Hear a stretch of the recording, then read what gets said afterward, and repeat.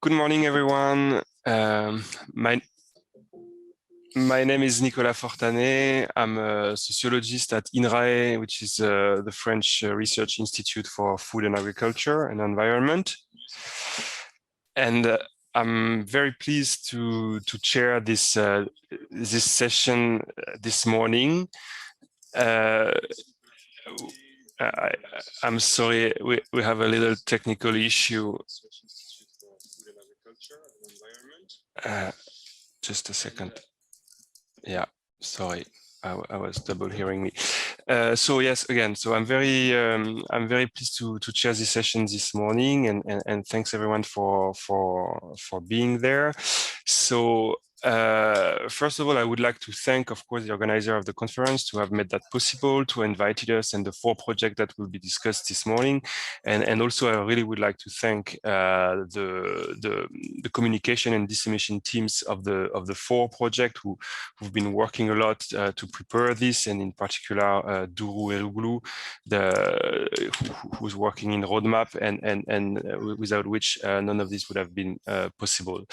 So this morning we are actually going to present and discuss 4 H2022 projects which have been recently funded by the European Commission on the topic of antimicrobial use in animal production. We are 4 different projects, very complementary, all the time interdisciplinary, multi-actor. So we have various approaches and angles to tackle that question and an issue of antimicrobial use in animal production. And we think that the synergy of the 4 projects is very rich. So we are very pleased to have organized that all together and to be able to put into discussion basically presentation, but also first results of the project, because you have to keep in mind that they are still ongoing and for some of them quite recently funded project.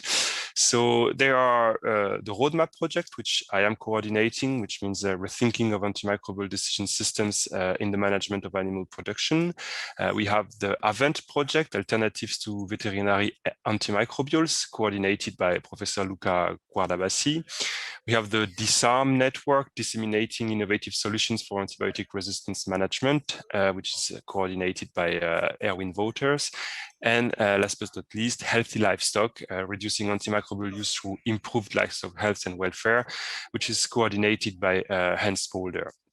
So you may have seen that already on the program, but this is how it's going to work. We will have a brief introductory session where the 4 projects are going to be shortly presented, and then we will have three sessions where we're going to discuss 3 different topics or themes. The first one being on socio-economic and regulatory factors of transitions, after which we're going to have a short break, and then we're going to discuss about promising technical innovation to reduce antimicrobial use. And finally, we will talk more largely about stakeholder engagement and impact. And we're going to listen to a couple of presentations in each sessions, after which we will have Q&A sessions, which I will chair. So I guess we can start already with a short presentation of each project. So you can launch the video.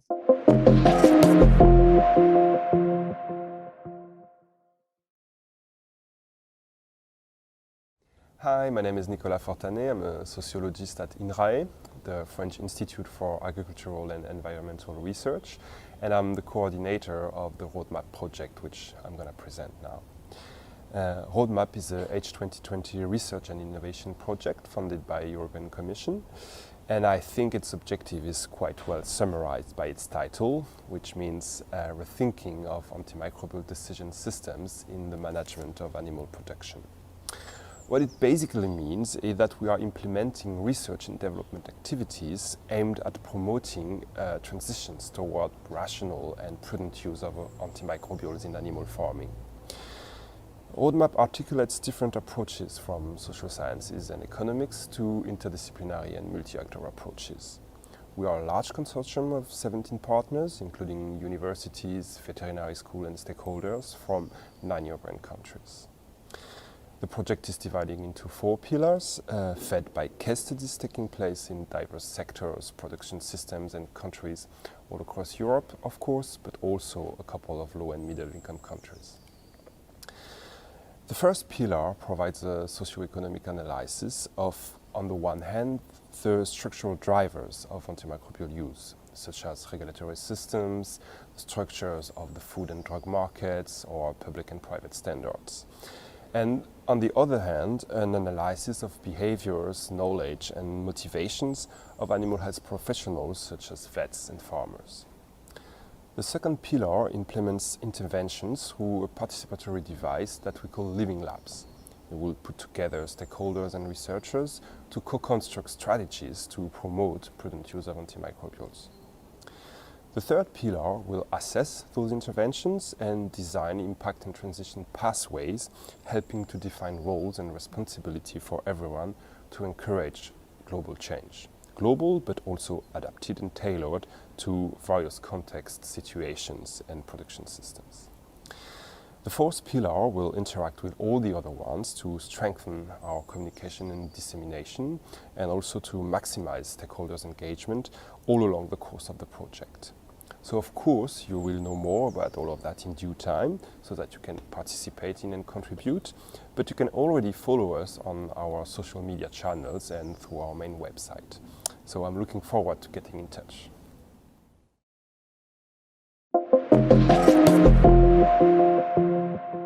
Hi, my name is Luca Guardavassi and I'm professor in One Health Antimicrobial Resistance at the University of Copenhagen. I'm here to introduce the EU Innovation Action AVANT, which is a project supported by Horizon 2020. The AVANT consortium is composed of 14 partners, including 5 universities, 8 enterprises, and 1 large European veterinary association. This is a so-called multi-actor project that brings together experts from academia, industry, and veterinary practice to work together towards a common goal. The goal is to develop and test innovative alternatives to antibiotics to reduce the overall consumption of antibiotics in livestock production. We decided to focus on pigs because this is the animal species where most antimicrobials are used, in Europe at least. And we specifically develop and test alternatives for control and treatment of post-weaning diarrhea, because this is one of the main indications for antibiotic prescription and use in pig production. It's a very common disease that affects piglets at the age of 3-4 weeks when they're separated from their sows. And it's very difficult to treat because of the restrictions in the use of zinc oxide and colistin, which were traditionally the first choices for treatment of this bacterial infection. The AVANT portfolio includes 4 types of alternatives to antibiotics. The microbial gut modulators, which are like good bacteria that antagonize the pathogenic bacteria in the intestinal tract of the pig and also contribute to improve the host immunity. The second type are medicines that are specifically targeting the main pathogen responsible for post-weaning diarrhea in piglets, enterotoxigenic Escherichia coli, using phage or polymers that are specifically killing this organism. The third type are immunostimulants, which are substances that activate the immune response of the pig and against all pathogens, so they confer a general protection against all bacterial diseases. And finally, our portfolio also includes different types of nutrition strategies targeting either the sow or the piglets to produce healthier piglets that are less predisposed to post-weaning diarrhea. The different products that we are studying are at different stages in the development process. So some of them are already formulated, whereas others are at earlier stages of testing and production. We expect that the most advanced ones will be translated into farm practices within 1-2 years after the end of the project. And this will have a great impact on livestock production. In particular, farmers and veterinarians will be able to produce healthy animals with minimal use of antibiotics and without impacting their profit. And the consumers and the society as a whole will also benefit from the outcomes of this project, because a reduced use of antibiotics is likely to result also in a reduced risk of transmission of AMR from livestock to humans. So see you in 4 years. At that time, I will probably be able to bring some good news about alternatives to antibiotics and responsible use of antibiotics in animals. In the meantime, thank you very much for your attention, and I look forward to meeting you face to face in the near future. Goodbye. The DISARM project aims to reduce antibiotic resistance by reducing the need for antibiotics in livestock farming through a focus on disease prevention and good animal health. DISARM is a European Horizon 2020 thematic network project running from 2019 to 2021. We work with multiple actors across different countries and livestock sectors to share the most cost-effective and beneficial strategies to improve animal health, reduce antibiotic requirements, and thereby reduce antibiotic resistance. We could use your help in collecting and disseminating these strategies. We have already collected various best practice techniques and innovations. Our website and community of practice on Facebook are now filled with a bunch of practical videos and abstracts, literature, useful toolboxes, webinars, and other events. This is all to spread practical knowledge in the field of antibiotic reduction in livestock farming. We haven't finished disseminating knowledge. Videos will be made and events will be organised. Would you like to contribute to these activities? You could share your innovation or get your own networks involved. Please just let us know. Let your innovation count on the DISARM stage.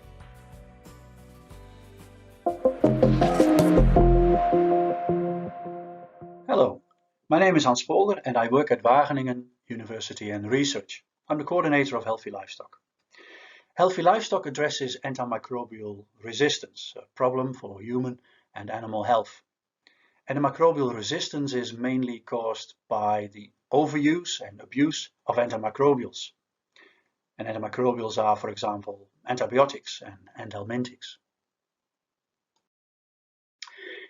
In our project, we aim to reduce the need to use these antimicrobials, and we want to do that by increasing the level of welfare and by increasing the level of health of pigs and broilers on farms. And we do that through 4 complementary strategies. The first strategy is to help farmers to increase the biosecurity on their farm. Because if biosecurity is high, then the chance of pathogens entering the farm will be low. Secondly, we aim to increase resilience of farm animals. And you can do that by, for example, reducing stress levels or altering the diet. Animals with increased resilience will be more able to withstand infections with mild pathogens. The third strategy is to detect animals that are ill as soon as possible. And this can be, for example, by observing behavioral changes of animals. An early detection of diseased animals will allow for precision medication of those animals or those groups of animals that are affected. And this avoids that you have to use medication across the whole herd.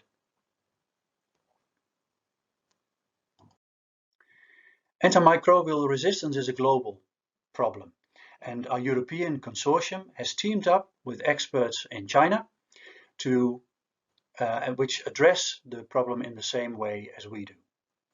The consortium consists not just of academics, but also of industry partners which own a large number of farms, and of partners that are active in the veterinary industry. And together, in China and in Europe, we want to improve the lives of animals and humans by increasing animal welfare and reducing the risk of antimicrobial resistance. We'd like to acknowledge the funding that we receive from the Horizon 2020 program of the European Union, as well as from the Chinese Ministry of Science and Technology. Thank you very much.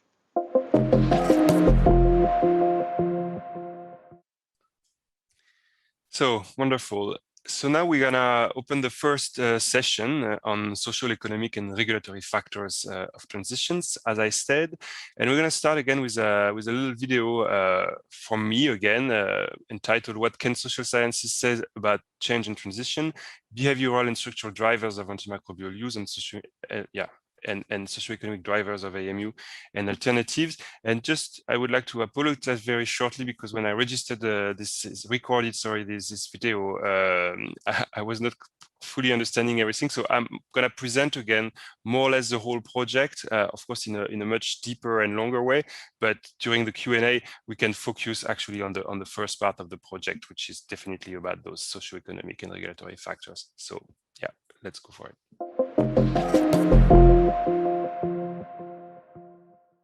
Good morning, everyone. My name is Nicolas Fortanet. I'm a sociologist at INRAE, which is a French research institute for food, agriculture, and environment. And I'm the coordinator of the Roadmap project, which means rethinking of antimicrobial decision systems in the management of animal production. And I'm very pleased to be here today at the Responsible Use of Antibiotics in Animal conference. So I'm going to briefly present you this project, which is a Horizon 2020 project funded by the European Commission. And it has started already 2 years ago in June 2019 and will last until May 2023. We are 17 partners and we are conducting research activities in 10 countries, including 2 low and middle income countries. So the main goal of Roadmap is to encourage transitions toward prudent use of antimicrobials. And the project is broken down into 4 pillars. The first one being driven by social sciences and aims at understanding the drivers of antimicrobial use in a variety of contexts. So basically we focus and analyze the behaviors of various stakeholders and also the influence of regulatory system on antimicrobial use, but we also have a look at a more micro level on the knowledge, practices, and motivations of animal health professionals. The second pillar, which is rather driven by participatory approaches, aims at co-developing strategies with the stakeholders to encourage prudent AMU. So here, basically, we focus both on technical tools and means of behavioral change, but also have a look on how we can develop socio-economic and policy instruments that can foster those transitions. Then the third and fourth pillar are rather designed around the notion of assessment and impact. And basically here we want to, of course, evaluate all those strategies that we will develop, or we are currently developing within Pillar 2, but we will also co-build and co-design transition pathways and scenarios towards prudent antimicrobial use. And of course, we have various activities in terms of communication and engagement with stakeholders. So globally, I could say that this project carries approaches in terms of systems and transitions. And what does it mean? Basically, it means that we do not only focus on individual or behavioral change, but we are also mainly focused on the structural component of change and transitions. And as a consequence to that, we also don't only look at technical innovation to replace or reduce antimicrobials, but we also try to have a deep understanding of multi-level transitions, which I'm going to explain a bit further. Very briefly, you could see here basically the structure of the project and how the various pillars are interconnected, but I also would like to emphasize the fact that we are an interdisciplinary and, as I said, a multi-actor approach project. So basically we are a large community of both social scientists, which include sociologists, economists, and specialists in management, but also animal and veterinary scientists. And as I said, since we are a participative project, we also rely quite a lot on the stakeholders' expertise. What is important as well here is that this project is really organized around case studies, national case studies, which are directly feeding the various pillars and work packages of the project. So you could see the list of the countries that are involved, the list of sectors that we are focusing into, and how we have basically conceptualized the distinctions between various production systems, various contexts that we call intensive system, alternative systems, and marginal systems, because we strongly believe that there is no one-size-fits-all solution to reduce antimicrobial use or to foster prudent use of antimicrobials, and that it is very important to adapt and tailor basically solutions to a large variety of contexts, and that allows us as well to develop some kind of critical reflection about the porosity, entanglements, and interactions between those various agri-food systems. So I will explain a little bit with more details what we do in each pillars and work packages. So as I said, the first pillar is driven by socio-economic analysis, with a first work package dedicated to understand the structural drivers of antimicrobial use, where we have various tasks, including assessing usage in every case study, thanks to local monitoring systems, analyzing the impact of a regulatory system and public regulation, both at the national level, but also the European legislation, including the new regulation on veterinary medicines. We also study the role of private standards and guidelines, such as antibiotic-free labels, stewardship programs, and we also have a task that is dedicated to what we call stakeholder mapping. So basically, where we try to understand at a large level the role and influence of what we call the big players, and try to describe their behaviors, power, and strategies regarding the use of antimicrobials. The second work package of this first pillar is rather driven by sociological approaches and looks into practices, knowledge, and motivations of animal health professionals. Basically, we have here as well various activities that includes quantitative and qualitative surveys, and here we were trying to understand but also to compare the working conditions and business models of farms and veterinary practices, the role of antibiotics in the farming and veterinary practices, and as well the influence of professional ethics and identity on perception and motivations for antimicrobial use change. The second pillar, as I said, is driven by participative approaches, and here we develop what we have called living labs, which are basically a participatory device where animal health professionals, stakeholders, public authorities, but also scientists gather to kind of co-construct strategies to foster prudent use of antimicrobials, and where we hope and we are really dedicated to try to empower those actors towards those objectives. And of course, there are living labs in all the countries that are involved, but since it's really like some kind of bottom-up and participative approaches, each living lab ends up with kind of a specific topic that makes sense and is deemed as a priority for the local actors that make live, basically, this lab.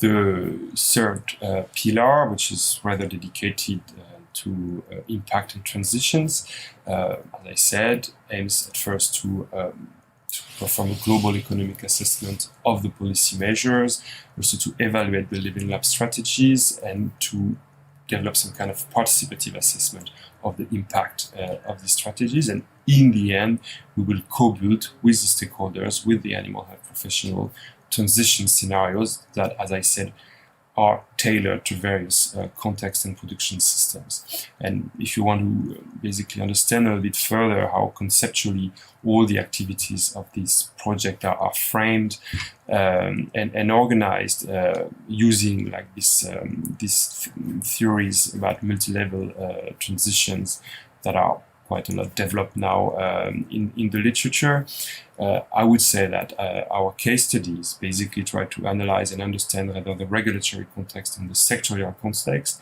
while our living labs, which are really those bottom-up kind of approaches, are really here to empower actors at the local context.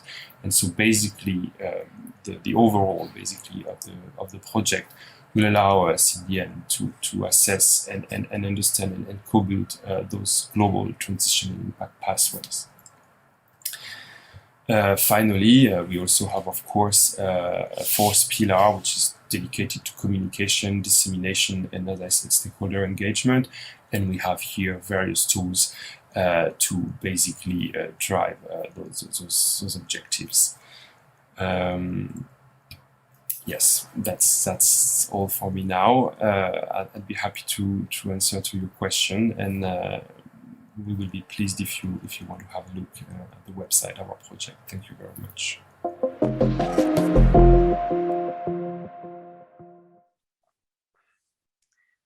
Well, now I'm going to introduce the second speaker, who is Dr. Klaus Hellmann, and who's going to talk about regulatory pathways for alternative products to antimicrobials. And just before we launch the video, I just would like to remind you that you can start to put your questions in the chat box or in the Q&A little tool that you have on the platform. So don't hesitate to start, putting questions. I will receive all of them, and then I will chair the session with your questions. So let's go.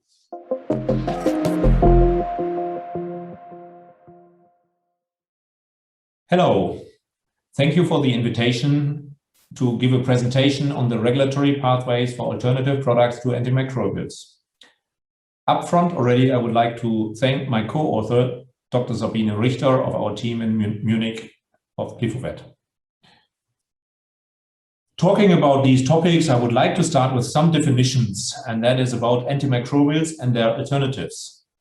Antimicrobials are substances with a direct action on microorganisms. They are used for the treatment or prevention of infections or infectious diseases. This includes antimicrobials, antivirals, antifungals, and antiprotozoals, and is broader than the term antibiotics, which are substances with a direct action on bacteria that are used for the treatment or prevention of infectious diseases and infections. And with that, definitions are always veterinary medicinal products. CVMP, the Committee of Veterinary Medicinal Products of the European Medicines Agency, has also given a definition on alternatives to antimicrobials. In their view, these are veterinary medicinal products, the use of which provides an alternative approach to the use of antimicrobials in animals, or that reduce the need for their use. However, they certainly can also be potentially alternatives to antimicrobials, basically that do not fall under the term of a veterinary medicinal product. And we'll go into that in a few seconds. So the CVMP, as just quoted, gives also examples for typical alternatives to antimicrobials, which are first of all and predominantly currently on the market vaccines. And we all experience that at the moment with the COVID-19 crisis. Also antibodies, sera, immunomodulators, and interferons. Bacteriophages as well as lysins, antimicrobial peptides, CRISPR technology-based products, prebiotics, but maybe also postbiotics, phytochemicals, herbals or botanicals with certain activities, organic acids, probably with a different mode of actions, biocides, teat sealants, though there's a lot of variability that could potentially be useful to avoid the use of antimicrobials under certain circumstances. So they can fall under the definition of feed or feed additives or veterinary medicines, as already mentioned. But both classifications, either feed or veterinary medicines, will basically then have different requirements to obtain a marketing authorization or place them on the market. So a feed additive, these products would normally fall under a zootechnical feed additive class. And these are substances, microorganisms, or preparations that are intentionally added to feed or water with a certain purpose. A zootechnical feed additive favorably affects animal production, performance, or welfare, particularly by affecting the gastrointestinal flora or digestibility of feeding stuffs. Feed additives affect the performance of healthy animals and are not meant for use in animals that already show disease. And they are based on the legal framework of Regulation 178/2002, which is already based on the White Book of the Codex Alimentarius. Specific regulations on feed in Europe is the Regulation 767/2009 on the placing on the market and use of any feed products. Regulation 1831/2003 basically defines the requirements for additives for use in animal nutrition, while the Regulation 429/2008 gives further requirements for the presentation of applications and the assessment and the authorization of feed additives. And finally, we have a relatively new regulation, 2019/1381, the so-called transparency regulation, which basically gives further directions how to handle studies and that they have to be put in a register that is hosted at EFSA if they want to, if these studies should be used for the purpose of a marketing authorization. The way to market for a feed additive in the EU is described in the regulations as just mentioned. And the applicant has to provide a dossier including data on quality, so the manufacturing, the safety and the efficacy of such product. All the information on studies needs to be entered on the EFSA platform, but also be part of that dossier for marketing authorization, as well as that you have to send methods with a description and samples to the European Reference Laboratory. The European Food Safety Authority is responsible to evaluate such dossiers and provide a scientific evaluation, which is the basis of the European Commission to grant a marketing authorization. In AVANT, the Horizon 2020 project on the alternatives to antimicrobials, we are working on different products that would potentially fall under the definition of a feed additive. One is a probiotic product consisting of microorganisms. Another one is a biopolymer obtained from chitin. And another one is basically are bacteriophages-based products which are obviously then used to attack the bacteria. Switching to the veterinary medicinal products, these are substances or combinations thereof that treat or prevent a disease or restore, correct, or modify physiological functions. And we differentiate based on the new veterinary regulation that comes in force in January next year, the Regulation 2019/6, pharmaceutical or non-biological veterinary medicinal products, as opposed to biological veterinary medicinal products, which are then separated either with an activity that is defined as non-immunological or immunological. The way to the market works through the European Medicines Agency, and the applicant has to provide the substantiated dossier, including data on quality, safety, and efficacy. So similar, but with different requirements as a feed additive. The European Medicines Agency is then responsible for the scientific evaluation before the European Commission can give the marketing authorization. In AVANT, we have, again, different products that could fall under the definition of a veterinary medicine, especially if any claims for treatment or prevention of disease are made.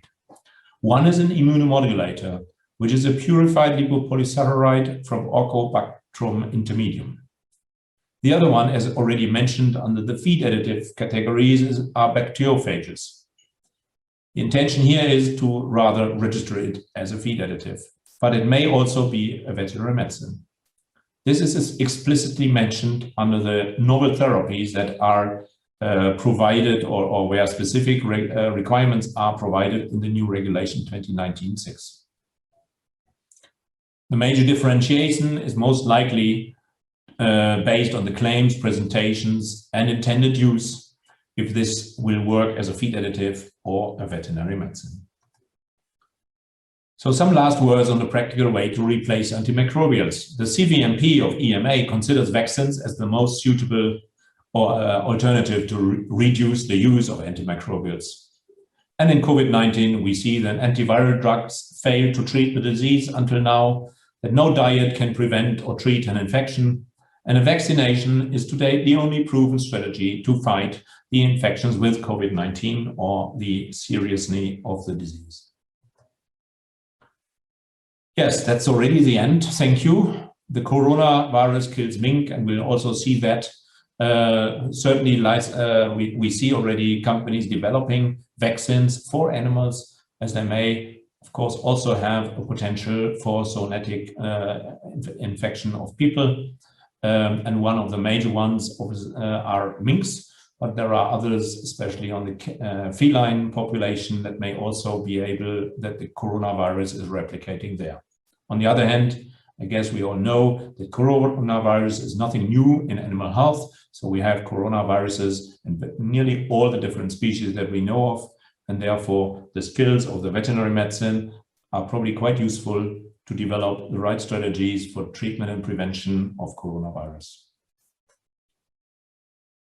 I thank Professor Luca Galabasi as the project coordinator, who is doing an excellent job to harmonize the approach to all these different technologies. And as already mentioned, my co-author Sabine Richter, who supported me in preparing this presentation. Thank you. So thanks a lot, Klaus. And now we're gonna move directly to the last presentation. And I would like again to remind the newcomers who have joined us like recently, don't hesitate to put questions in the chat box or in the Q&A session of the tool. But before that, let's listen to Helena de Carvalho Ferreira, who's gonna talk us about the experience with the interactive innovation approach and multi-actor projects.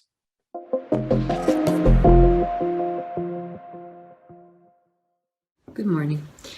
I would like to present to you what has been the experience of the interactive innovation approach and multi-actor projects in the context of DISARM projects.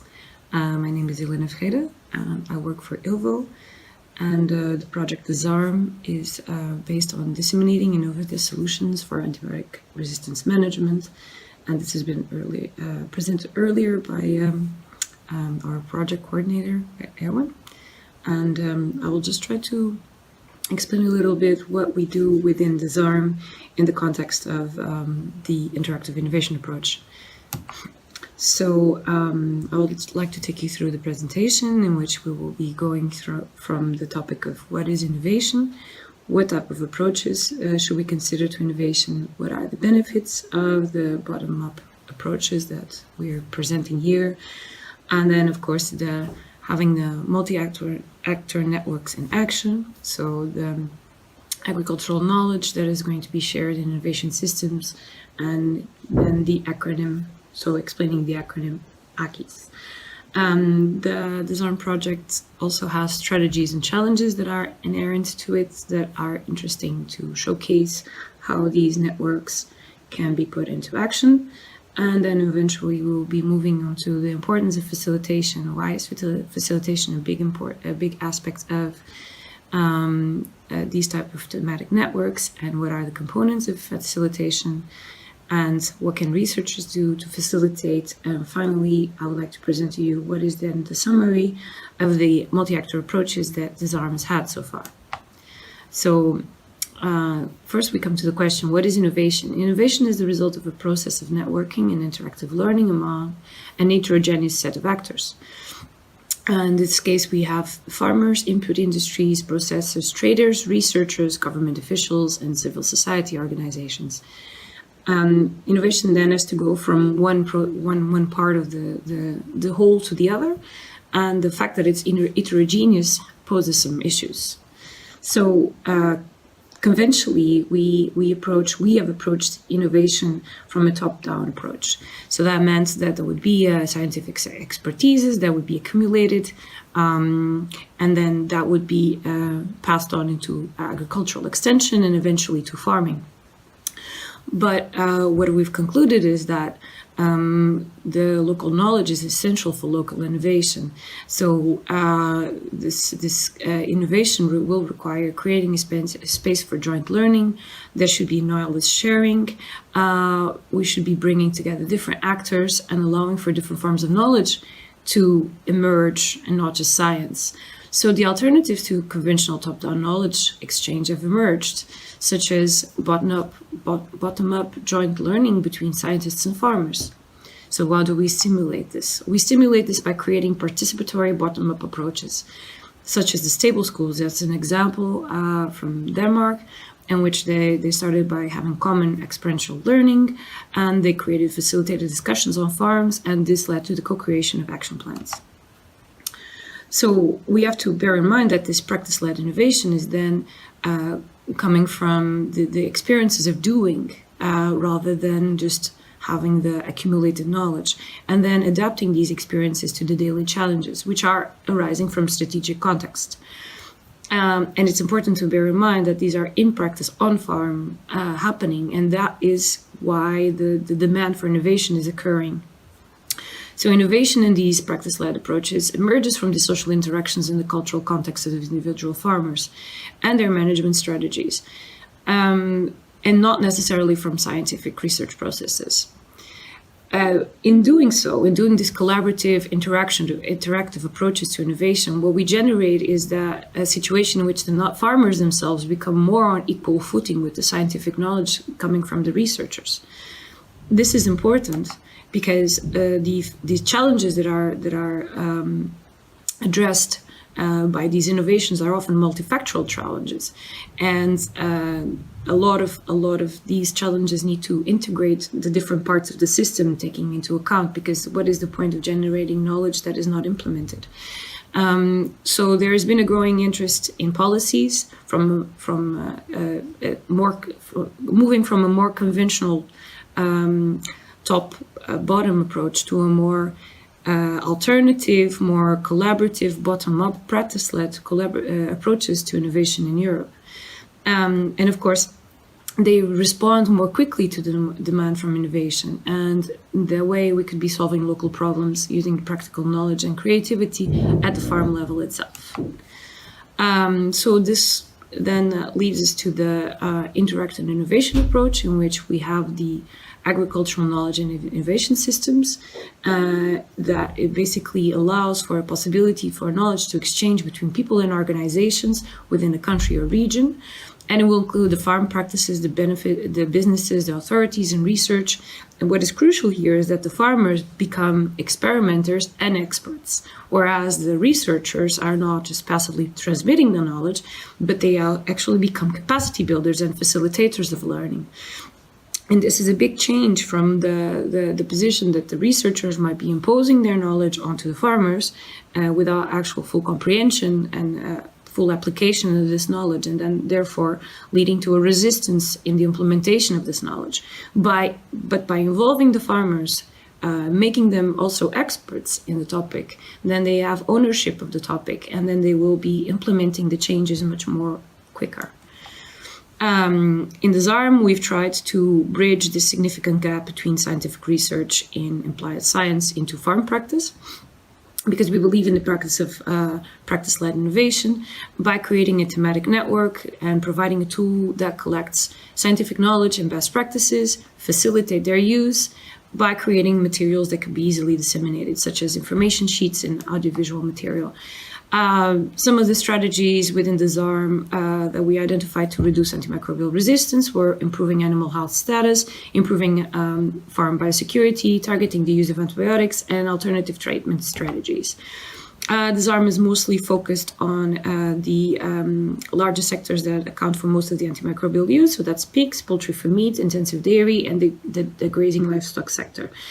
The goal is to share the best practices across the whole livestock sector, and that they could also learn from each other. And here we identify a few challenges. So we have first a multi-actor challenge in which we have to actually bring together the farmers, the advisory services, and the researchers and industry to share and debate how the antimicrobial resistance can be accomplished, how reducing antimicrobial resistance can be accomplished. So that will be the multi-actor challenge. And then we have the specific AKIS challenges, which are resulting from the strategies and innovation that have to be disseminated to as many farms as possible. And then we have the facilitating changes in the farming systems, which have been embedded in the farming industry for many decades, which leads us to the social challenge, which is to change the way that farming has been done in this farmer's lifetime. Then we move to the communication challenges. So we also have to disseminate innovation in a way that the farmers can understand with succinct and clear language. Then we have to also understand that creating awareness in antimicrobial use is a long-term investment, and that will lead us to a long-term journey challenge.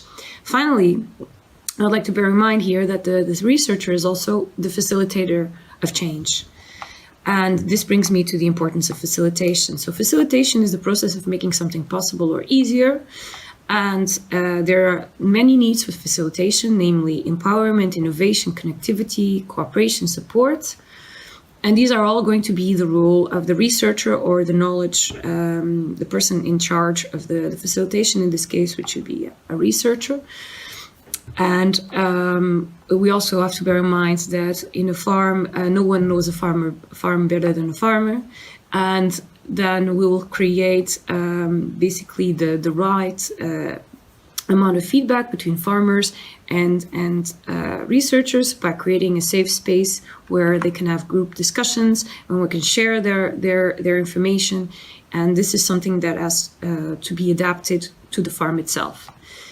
So just to summarize, in the DISARM, we've been trying to share and present the existing practice and research findings through a series of best practice guides, abstracts, videos. We've also been trying to look into the cost benefit of new practices. We also are trying to develop a state-of-the-art database in which we collect all the information that we find relevant for the researchers and the farmer and industry. We've been widening the existing networks, such as INZLTO, IFA, and GoPagor, and so that can also network with additional farmers. We've been doing cross-fertilization, the end-user materials, which will be presented in another session.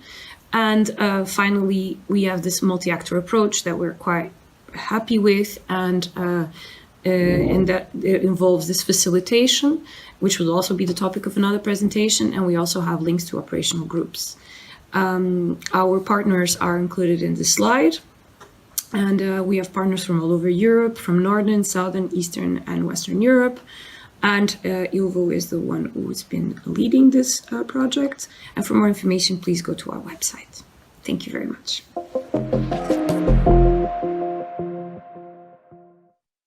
Wonderful. Thanks again for these very clear presentations. Let's start the Q&A session. We have a little bit more than 10 minutes.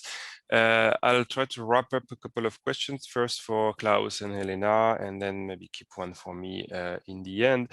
So yeah, for AVANT, I mean, people have been wondering, you've been presenting various regulatory paths depending on the type of medicines or therapeutic solutions, but do you think there are ones which could be easier, quicker, and does those regulatory paths actually can influence or drive like research, depending on the fact that it could be easier to get market authorization for feed additive rather than medicines or whatsoever? So in a project such as AVANT, but especially that you have multiple companies that are partners of this project, how does possibly influence actually the research? Well, obviously, the technology that comes out of research, well, you have to fit it into one of these kind of legal pathways to place it on the market, because otherwise you may end up in a kind of an illegal situation, which is obviously not helpful. So that may even already apply to the research you are doing, but of course, research has a little bit of more freedom than commercial use of products. Yeah, in principle. but definitely it does influence it, and it is quite a challenge, or has been quite a challenge to define the products in sufficient detail that you can then also define the regulatory requirements that you then have to fulfill. And as we get as we are sponsored from the European Commission, obviously we need to be compliant with the legislation, what we do. So yes, there is I think there's, especially the scientists probably feel it as a quite restrictive set of legislation where we are working. So, I can fully understand your question there, and it has an impact, yes, no doubt. Yeah, and you haven't talked much. I mean, I understand that it's not like something necessarily central in the project, but about alternative or complementary medicines that we talk quite a bit as well to reduce or replace antimicrobial use. And do you and we know that for some of these types of approaches or therapeutics, the regulatory pathways are very blurry at the moment. It's quite difficult to know whether it's a drug or not. You know, I'm thinking about aromatherapy and essential oils or things like that. And I'm wondering whether you have a comment on that, on the fact that we are in a situation where the regulatory aspect of those kinds of possible solution could hamper some way, maybe the development of those solutions. Well, I think you have clear definitions of these products. That's where we are coming from. So for veterinary medicine, if you have a whatever aromatic oil, that's fine. But if you want to license that, well, if you apply that topically, you could argue it is just a product for care, and these products may not be that strictly regulated. But if you want to make claims, medicinal claims, and wherever you argue that you replace an antimicrobial, so wherever you talk about an antibiotic, it's just set in the legislation that it is a veterinary medicine. So all the other arguments are not fitting. So of course you can escape if you don't make these claims. So you can be a veterinary medicine by presentation, and the other is by the action, so mode of action. So by presentation, it's pretty easy. You just have to put on your product that it is for prevention or treatment of disease, and you are veterinary medicine by definition. So you cannot escape that, but you can escape it not making these claims. So and what we see there, of course, everybody these times, there are lots of startups, and lots of startups have good ideas. Yes, and they want to have a big market and a very high profit market. And then people try to get into kind of this area of a veterinary medicine, but they don't want to follow the rigid requirements that you have to. So there is a conflict of interest. On the one hand, you want to make a big deal commercially, and on the other hand, for that, your product needs to be effective, because otherwise you're cheating the consumer. And that's definitely not what we wish. So the expectations on these products, which you often see under, I would say, in vitro conditions, is often not playing out under in vivo conditions in the target species.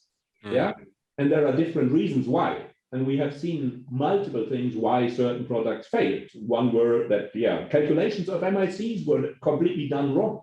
So you couldn't reach the true concentration of an active that has at some concentration some antimicrobial activity. Yes, of course, if you put a bacterium into oil, most of them are not going to survive. That's clear. But at the same time, you can't have 100% concentrated oil in the intestine, because the animal will not feel that. You cannot create that under in vitro conditions, and we. Not in this project, but that is my other experience. So we have seen lots of these things where they are just misconceptions. Yes, there is some data available, but then under practical conditions, it's just not feasible. Yeah. Okay. Yeah. Thank you very much for that very clear. There are others. So you have to address very early and categorize where you want to go, because otherwise you also spend a lot of money for studies that are useless at the end, because you are just getting into a dead end, I would call it. Thank you very much. Regulatory advice is very important. Absolutely, and your answer shows how like the regulatory and market issues are instrumental in some way to foster innovation. Borderline product, and some products you can place yeah, as a veterinary medicine, you can place even sometimes as feed, and then I would normally go for the least requirements for a product. But that has implications on claims and commercial impacts, of course, at the end. Yeah. Thank you very much, Klaus. Helena, people were wondering, I mean, how you, I mean, we have understand, I guess, how bottom up and participative this project is, but how do you take into account the variability of farming conditions and socio-economic backgrounds of the farming systems and of the farmers? In particular, do you work differently with farmers who belong to a quite integrated, food chain, who sometimes cannot take all the decisions by themselves, compared to more independent type of farming? And in the end, have you figured out or tried to imagine like various protocols or methods in terms of how to engage with these farmers, depending on this type of socioeconomic kind of structure of the food chain they belong to? Yeah, thank you for that very clear question. Well, part of the answer will be answered by my other two colleagues that are going to present sections on DISARM work, particularly the farm health plans. It's something that we're quite happy with, and I try to explain a little bit how, or at least set the stage, let's say, for the presentation of Anik on this topic. So in the farm health plans, we believe that the different farmers will have different needs, as I explained earlier in the presentation. And we have developed, say, a framework in which we allow the facilitator to set the scene, let's say, to bring different actors on a meeting. And during this meeting, we have a very clear structure of the what we call the Plan, Do, Check, Act. And this is a series of steps that could be adapted to the different needs of the farmers. And indeed, we have in our farm health plans, we have a wide range of working conditions. So we have integrators, pig integrators. We have extensive farming, also of sheep. We also have farmers that are more working towards a biological, let's say, organic farming type. We also have farms that are that will be exchanging these types of knowledge between themselves, so as to also bridge the gap of understanding between the different systems, so that they can also learn from each other. Actually, one of the important parts of DISARM that we're quite happy with is that once the amendment has been confirmed, we will be able to do visits between different countries, and in these visits will also be possible that sheep farmers in France will communicate with sheep farmers in Greece, which is really nice, because we also found actually people in France that can speak Greek, which is great. Wow. So we're very happy with that. And the idea is that they will actually go there and communicate with their farmer, with other peers, let's say, how they do things, and maybe learn from that experience into something that they can apply in their own system. So yeah, we understand that having a very strict framework would not really lead to any change. So we have a bit of a loose framework that allows us to impact change by having these very defined steps, the Do, Plan, Check, Act, and then also having the farmer and the feed advisor and the veterinarian, and eventually a facilitator, which is usually a researcher from DISARM, doing and trying to glue this type of knowledge together. Mm-hmm. But on a very human level, let's say, not very distant and not very academic either. At least that's the goal. Okay, thank you very much, Elena, for your answer. So we've reached the end of the Q&A session. Of course, there was a couple of questions on the roadmap, but they are actually directed toward this our living lab approach, which resonates quite a lot of what you just said, Elena. And I mean, and that's going to be the reason why you have to stay with us, because on the third session, some colleagues of roadmap are actually going to present more deeply our living lab. So you may have the answer to your question there. So 10 minutes break now.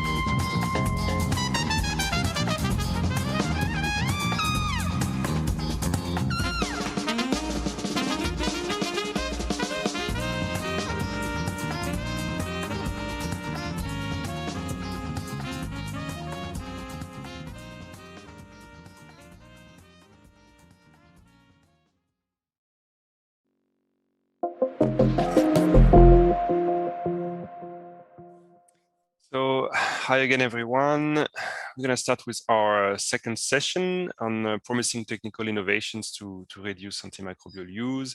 And as previously, we're going to listen to a few presentations before a Q&A session. So the first presentation is from the AVANT project by Dr. Liam Good, and it's called Non-Antibiotic Control of ETEC in Piglets using phage and polymer strategies.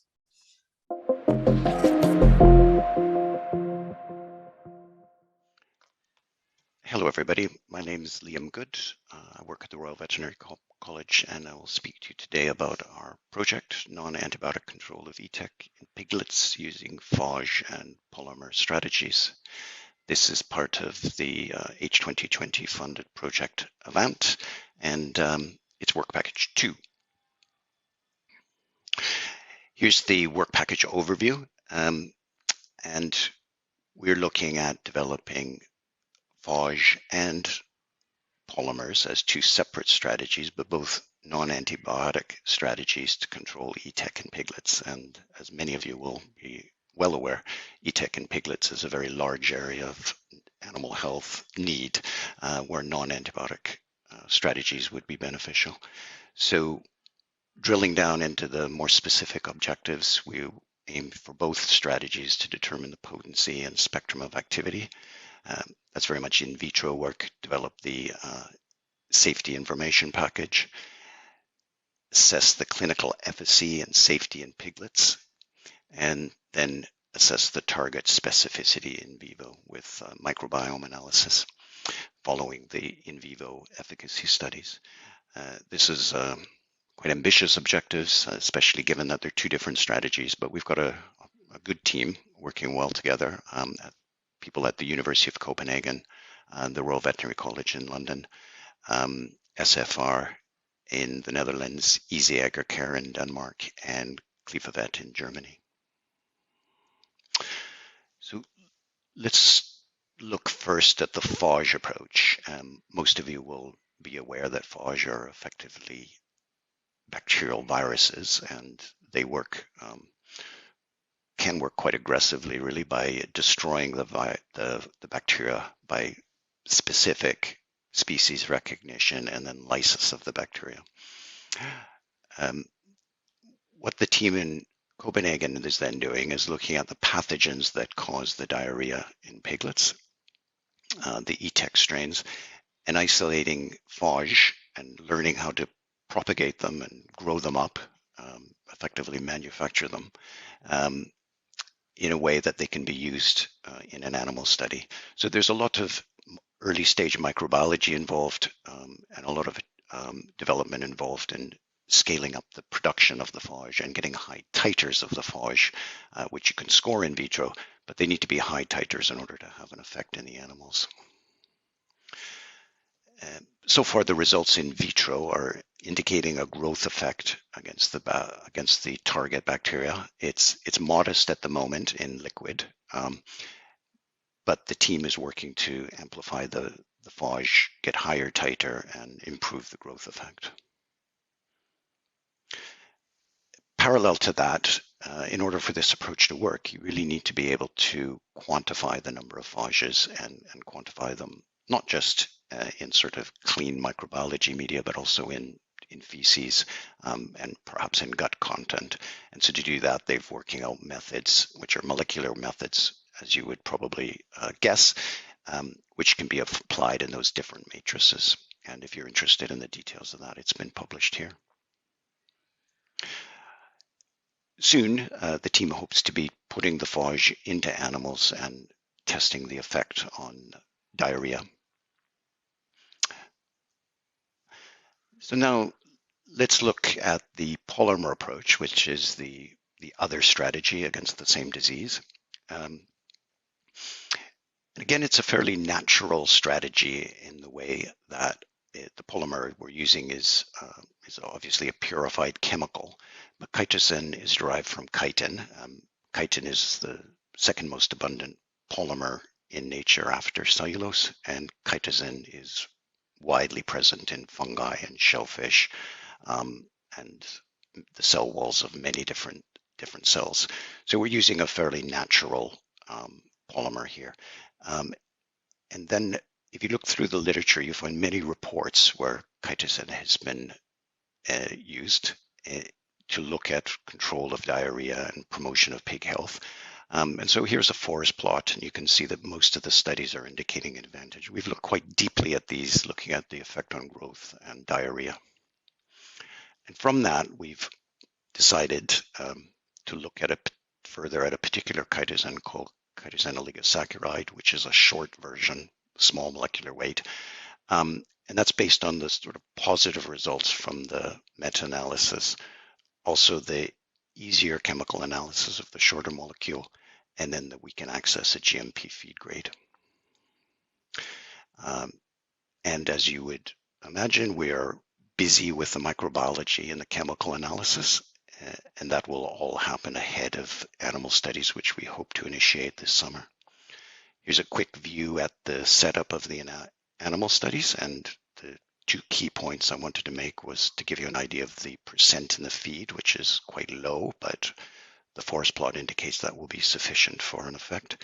And then these are the zootechnical parameters with a very close look at the efficiency, and then also the spontaneous diarrhea level. We did run into somewhat of a surprise early stage in this project, where we had anticipated to see quite strong or potent antimicrobial effects against the ETEC strains when looking at the cost based on the meta-analysis. But in fact, we didn't. But nevertheless, the benefit seems to be there. So we've developed 2 alternative hypotheses, which is less antimicrobial as mechanisms, and rather we're thinking that the chitosan is flocculating the cells, or perhaps interfering with the bacterial adhesion to the intestinal cell walls. And these are being tested as hypotheses. Either of them would explain the benefit that's observed in vivo. So to support the studies, both the phage and the polymer, the animal models are being developed, both the growth assays and the challenge models. The growth development models are being run in the Netherlands, and the ETEC infection model is being developed and run in Copenhagen. Lots of acknowledgements here. It's a challenging project in many ways, very exciting. Just to remind you, the teams that are involved in this work package are in the Netherlands, SFR, University of Copenhagen, Klifavet in Germany, Easy Agrocare in Denmark, and then the Royal Veterinary College in London, where I work. Thank you very much for your attention. I look forward to questions and follow-on discussions. Thank you.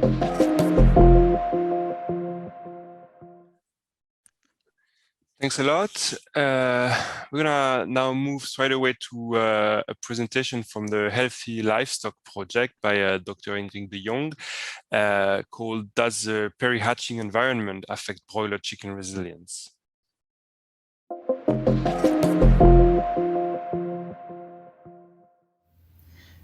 Welcome at this presentation of an experiment which has been part of the European Healthy Livestock project.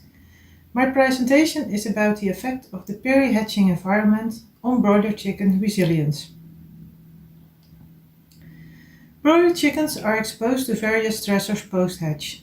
For example, feed and water deprivation, handling, for example for sexing, sorting and vaccination. They are subjected to transport to the broiler farm, to continuous darkness and to continuous noise. To overcome these stressors, alternative hatching systems have been developed. Examples of these systems are on-farm hatching, where eggs are placed in the broiler farm at day 18 of incubation, and chickens can immediately access feed and water and are not transported to the broiler farm. The other alternative is hatchery feeding, where chickens receive feed and water in the hatchery, but are transported thereafter to the broiler farm. The aim of our experiment was to determine whether alternative broiler hatching systems, on-farm hatching and hatchery feeding, improve welfare, health and performance as compared to conventional hatching systems for broiler chickens.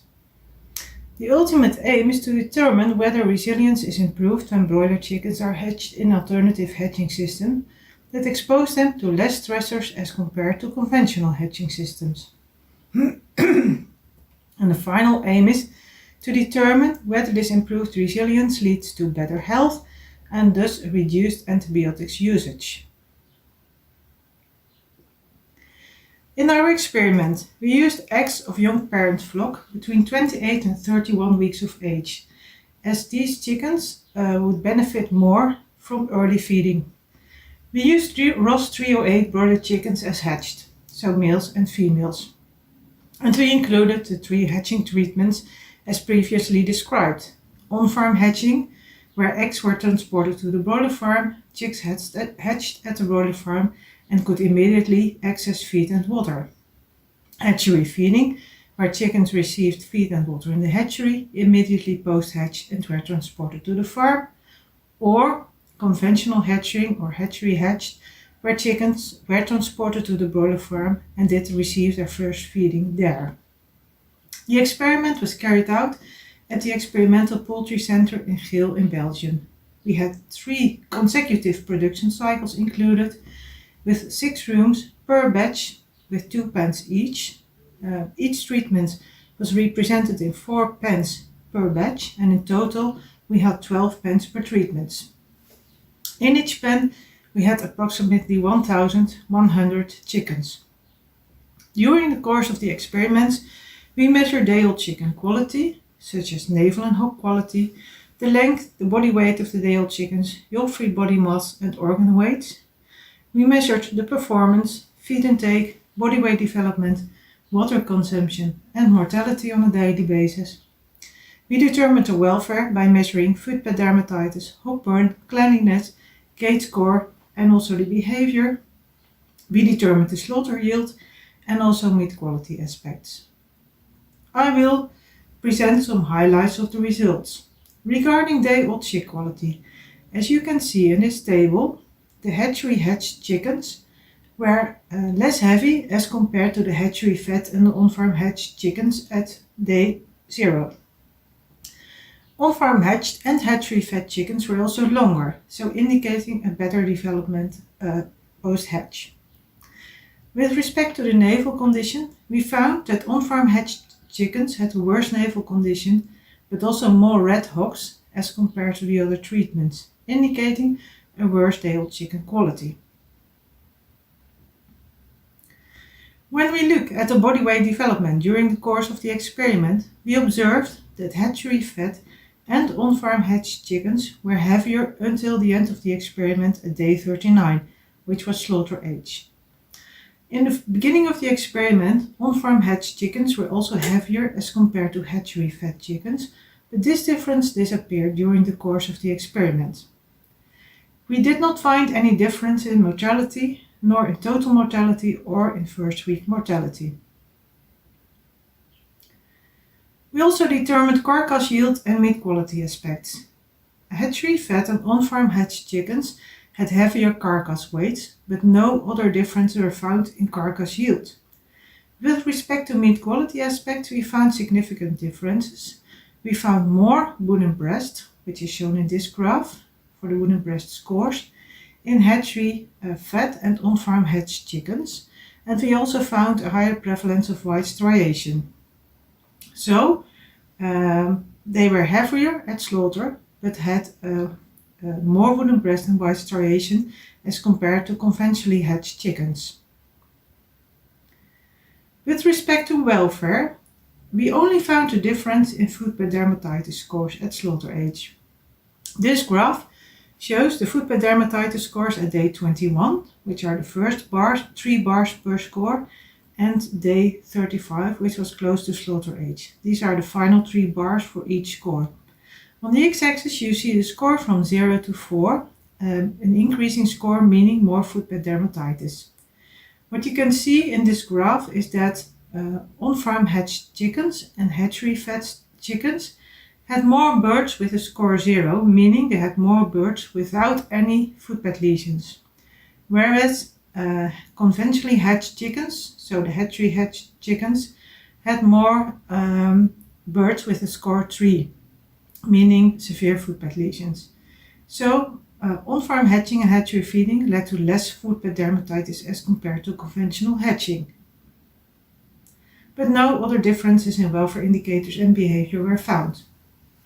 In conclusion, on-farm hatching and hatchery feeding improved chick quality and development of young parent chickens of young parent flocks.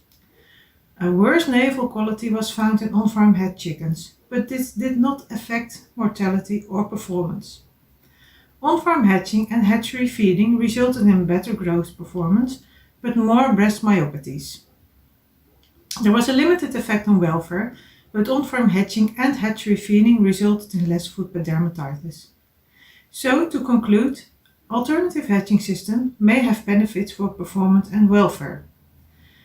And the effect of these hatching systems on resilience to disease is being tested in a follow-up experiment where we subjected the chickens to an IBV challenge. Thank you very much for your attention, and I would like to acknowledge my co-authors, which are listed here. And I would like to refer you to both publications, of which the link is included in this presentation, that describe all the results of the experiment we performed. Thank you very much for your attention, and I would be pleased to answer any questions.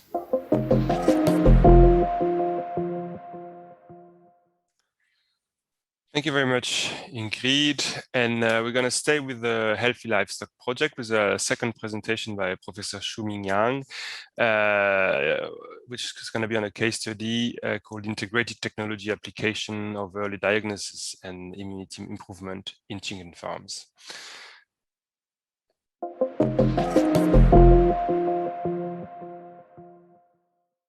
Good morning, everyone.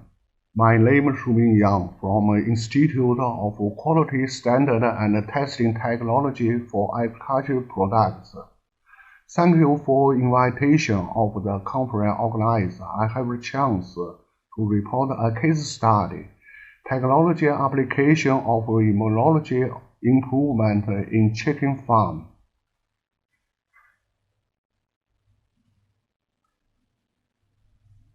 Three years ago, European Union and China initiated an international cooperation research project with the aim to reduce the use of the antibiotics, residue and drug-resistant by comprehension technique.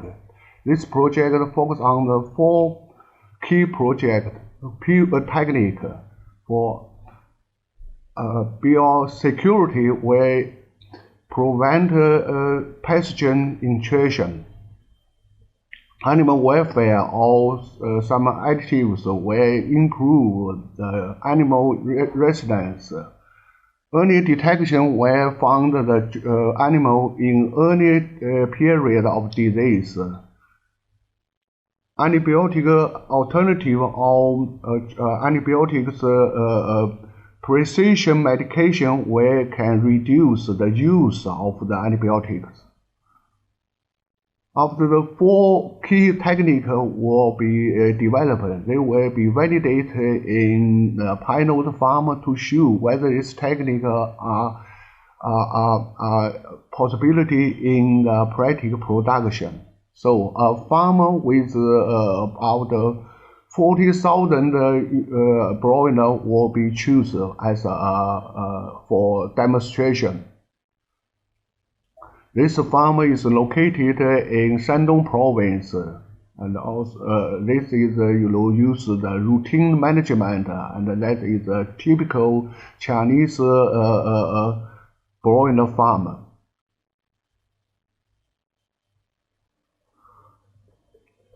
$4,000 broiler were divided in the four groups for the control, for the two additive for the probiotics, for the betaline, and the mixture of the premix and betaline. So the result show for the for the body weight or the gain weight, you will find for the biotics or betailing where can little bit improved compared to control. For mixed, they can significantly improve the gain weight. When we look at for the chicken intestine, they were found for the low or high concentration of probiotics, they can promote developing of the testing villi and upper regulate expression of the high junction protein in the epithelial cells. When we look at for the venous heat or the cycle depth, they also were found will be improved by probiotics compared to control and all other additives. For the end products, the drug residue were also reduced for the following 5 antibiotics, for the tetracycline, for the tiamycin, for the tyrosin, for the ampicillin will be significantly reduced compared to the control. For when we use the NES scrubber, we get the sample to show for the antibiotic resistance for the E. coli will also be improved for compared to the control, especially for the aflatoxin, for the chlorantholicol, for the dicycline, for the. Then we move to the early detection. The technique of estimation for the broiler behavior has been tested also in this pilot farm through the thermometer, illuminator, or the infrared or some other device. Then you use the infrared image. We can make with the help of the mathematics, we can recognize the chicken with the leg disease. Then we can get the ROM index. Then to show this chicken with the leg abnormal, then we can take this chicken to the group. Also, we can use the broiler respiratory tract voice acquisition device. Then we can find the chicken with the problem for the respiratory disease. Then we can take this chicken also from the group. Now we move to the antibiotics alternative. As you know, some Chinese herbs have a function for the disease. For example, for the Fangfeng and the Fangji, they have function for the infection synovitices. For the Changshan, they have a function to kill coccidiosis. So then this herbal extract will be produced with license for the marketing. Then you will find a series of this herbal extraction has been used for as the beginning, in the middle, or in the end of the broiler. The result to show the herbal extract group have the same ability, protection ability as the antibiotics, but the drug cost has been reduced a little bit, and the drug use will significantly be reduced. Same things for the antibiotic resistance. Now we can come to the conclusion. The demonstration in pilot farm implies that probiotics early detection and herbal extraction can improve the animal performance, drug residue, and antibiotic resistance in practical chicken farm. Unfortunately, we can answer your questions face-to-face.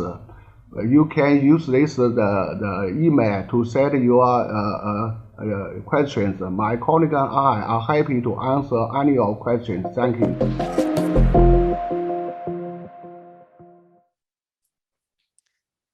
And just before we launch the last video, I just would like to remind all the attendees that don't hesitate to put your questions in the chat box or in the Q&A box. I will manage them after.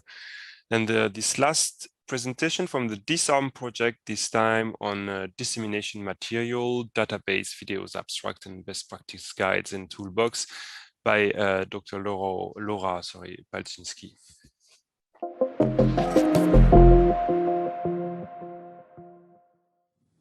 Hello, I hope you are all enjoying the conference so far.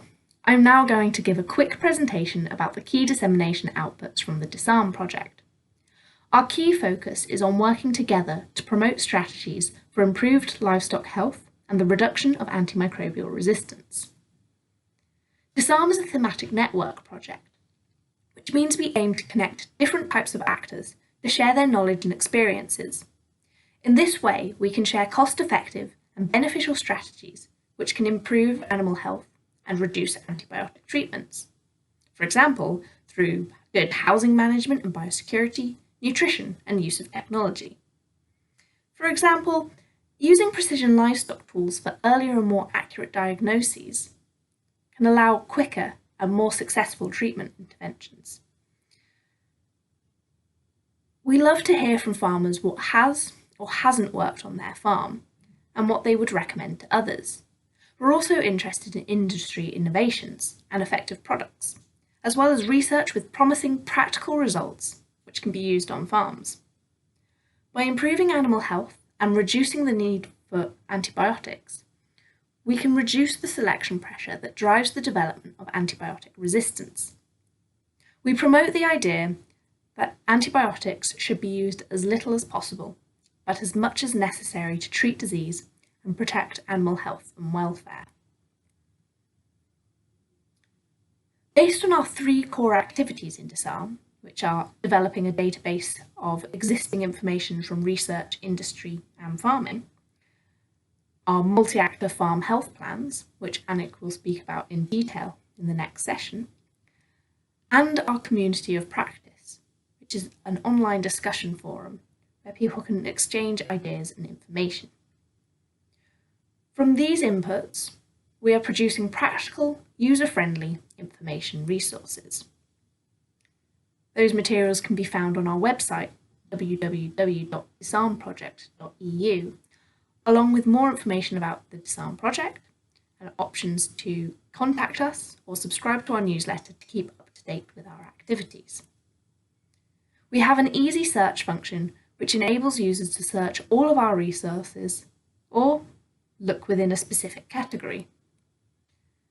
We focus on a range of strategies to promote good animal health and responsible antibiotic usage in beef, dairy cattle, pig, broiler and sheep sectors. Here you can see the different topics we cover. The community of practice voted for our main focus to be on biosecurity, both internal and external, vaccination, breeding for resilience, housing and group management, including in extensive systems, nutrition, water quality, precision livestock technologies, and prudent use of antibiotics. We are in the process of adding more than 500 summaries of innovations, tools, and checklists which we found from research, industry, and farms to the website. Those include links to the original source material, and later this year, a report offering an overview and key insights will be published. We are also creating 100 short videos. Those that are already completed can be viewed on our website or by visiting the DISARM project's YouTube page. These videos are complemented by short summary text highlighting the key points from the film. There are different formats for these. Some are a walkthrough of, say, a hygiene lock on farms. Others are testimonials from farmers. For example, this one from a dairy farmer in the UK.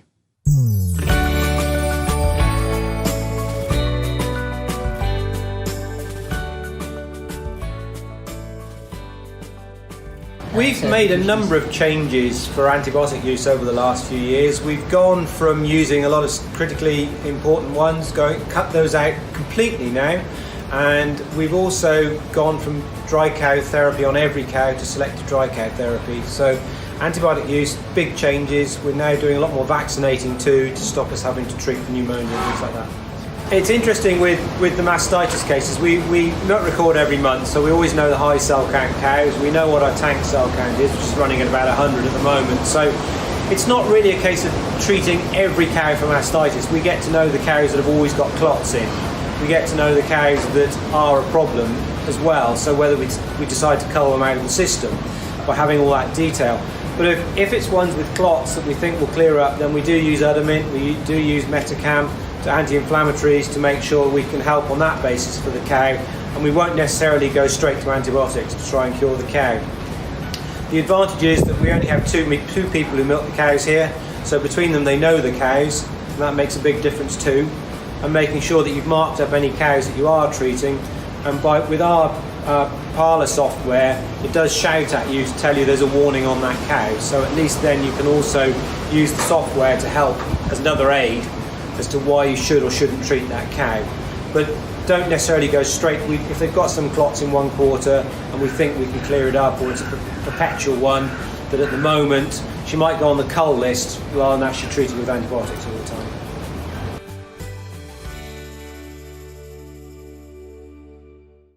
We are also developing best practice guides, one for each of our 10 focal topics. These will be made available in 8 European languages later in 2021. In addition, if you are interested to set up your own farm health team, we are developing a toolbox which outlines the process and provides useful hints, tips and tools for getting started. We're still building this at the moment, but for now there is a brilliant webinar from Lisa Morgans about facilitating change in small groups. I really recommend that recording. Of course, it's not enough to create attractive information materials. We have to spread the word about them. To do this, we use events and workshops, mostly digital lately due to COVID-19 restrictions. The good thing about digital events is that they're good opportunities to reach a wider global audience without the need to travel, so that reduces the time commitment for attendance. But hopefully we can soon be able to get back to doing more local face-to-face activities again, because particularly with smaller groups, these can be more impactful because of that personal element. We also promote our resources and upcoming events in our newsletter, on our website and via our social media channels. Look us up and subscribe to our newsletter or follow us on social media to keep up to date with our activities. And if you have some useful insights or practical information that you want to share with us and our network, please get in touch. We'd love to hear from you. And our community of practice is available to join on Facebook. Simply answer the registration questions and our administrators can let you have access to the group. Thank you for listening and enjoy the rest of the conference.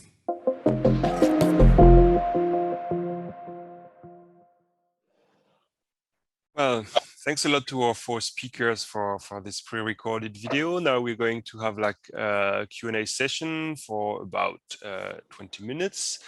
So I will start with possibly quick questions, but maybe not. I think I have something for Ingrid. I mean, someone are asking, what is the effect of on-farm hatching on biosecurity? Yeah. That's a good question. Of course, when you have on-farm hatching, you have to some systems remove the eggshells, and you have to remove the unhatched eggs, and that may have issues with biosecurity.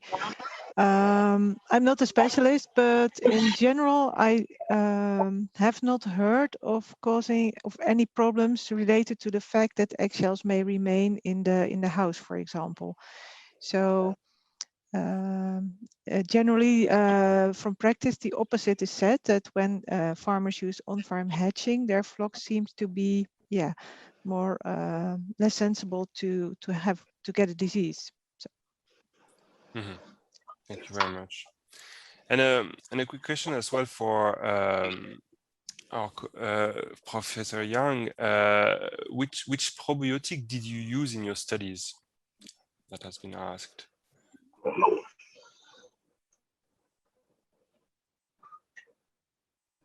Sorry, Nicholas. Yeah, signal is not good. So please say it again. Yeah, you've been asked what probiotic did you use in your study? Which is the probiotic that you have used? I'm gonna write it. You mean which premix which will be used in my study? Yes.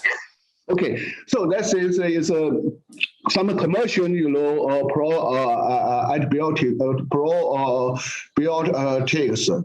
So that is, that's a domestic products. They contain some the live bacteria. So then anyhow is a commercial one. Okay. Okay.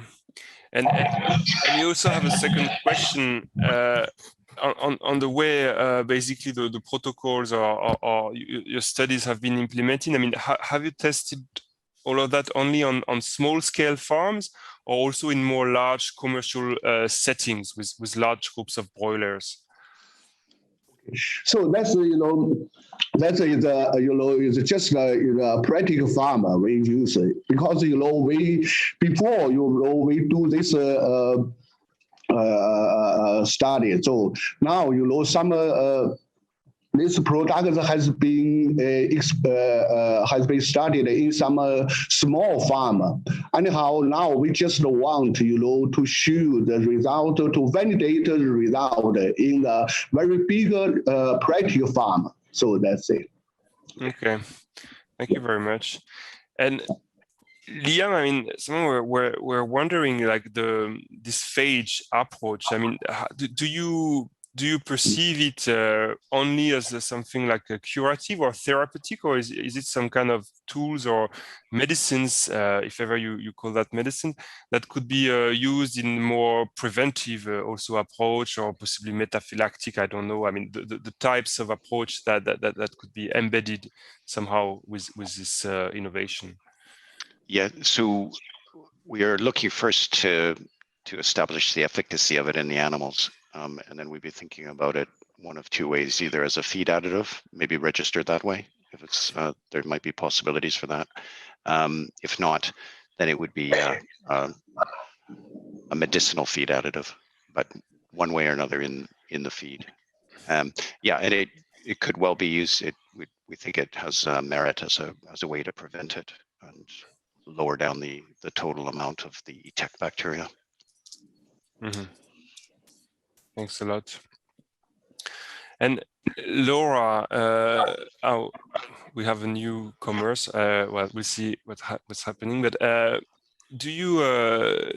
do you basically measure the implementation of the various strategies that you've been presenting? Yeah, that's a challenging thing in terms of, we're obviously putting on videos, digital strategies to try and reach people, but how do we tell whether people are actually implementing these at the end is a challenge, and I think it's a challenge for other EU projects as well. We are, and Annie, who just appeared just now, will be talking more about our farm health plans, which is more, there are case studies with farmers doing action plans with their advisors, so that we then get a bit more feedback on what they've done and how they found it. Mm.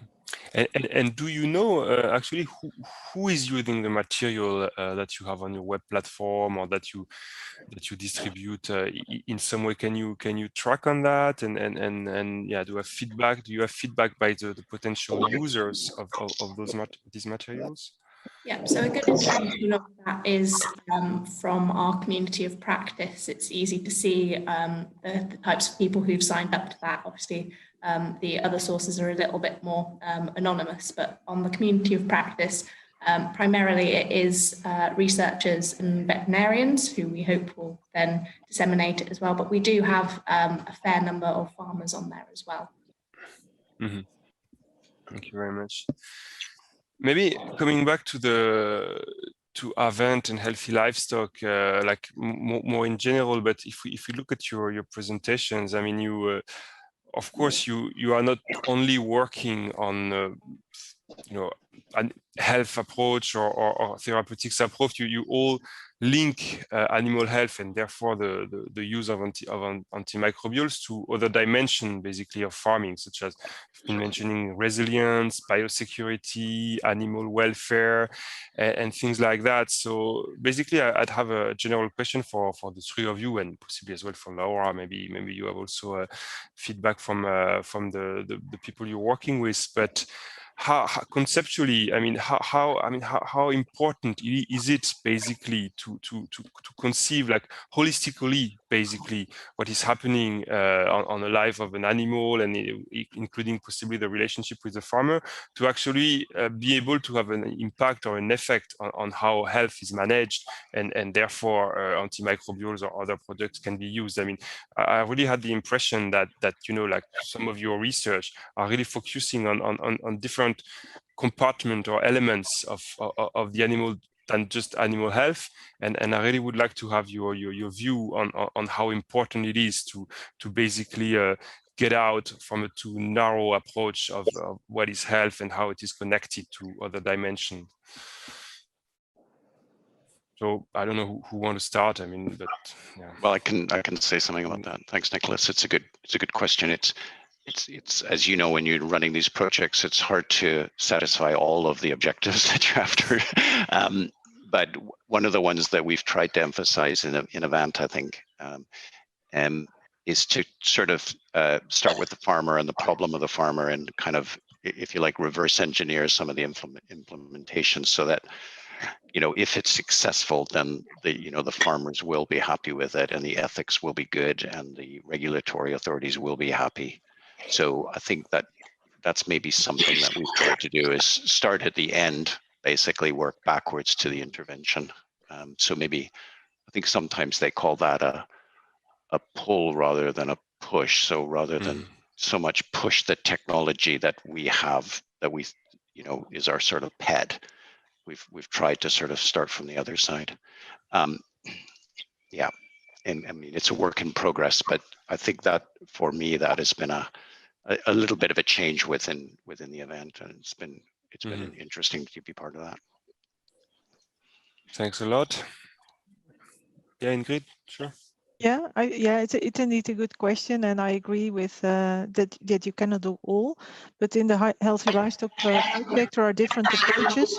So we are only working on the whether we can increase resilience by improving the perinatal environment of broiler chickens, but Healthy Livestock also focuses on biosecurity, on alternatives to antimicrobials, and also using technology to give early warnings in case the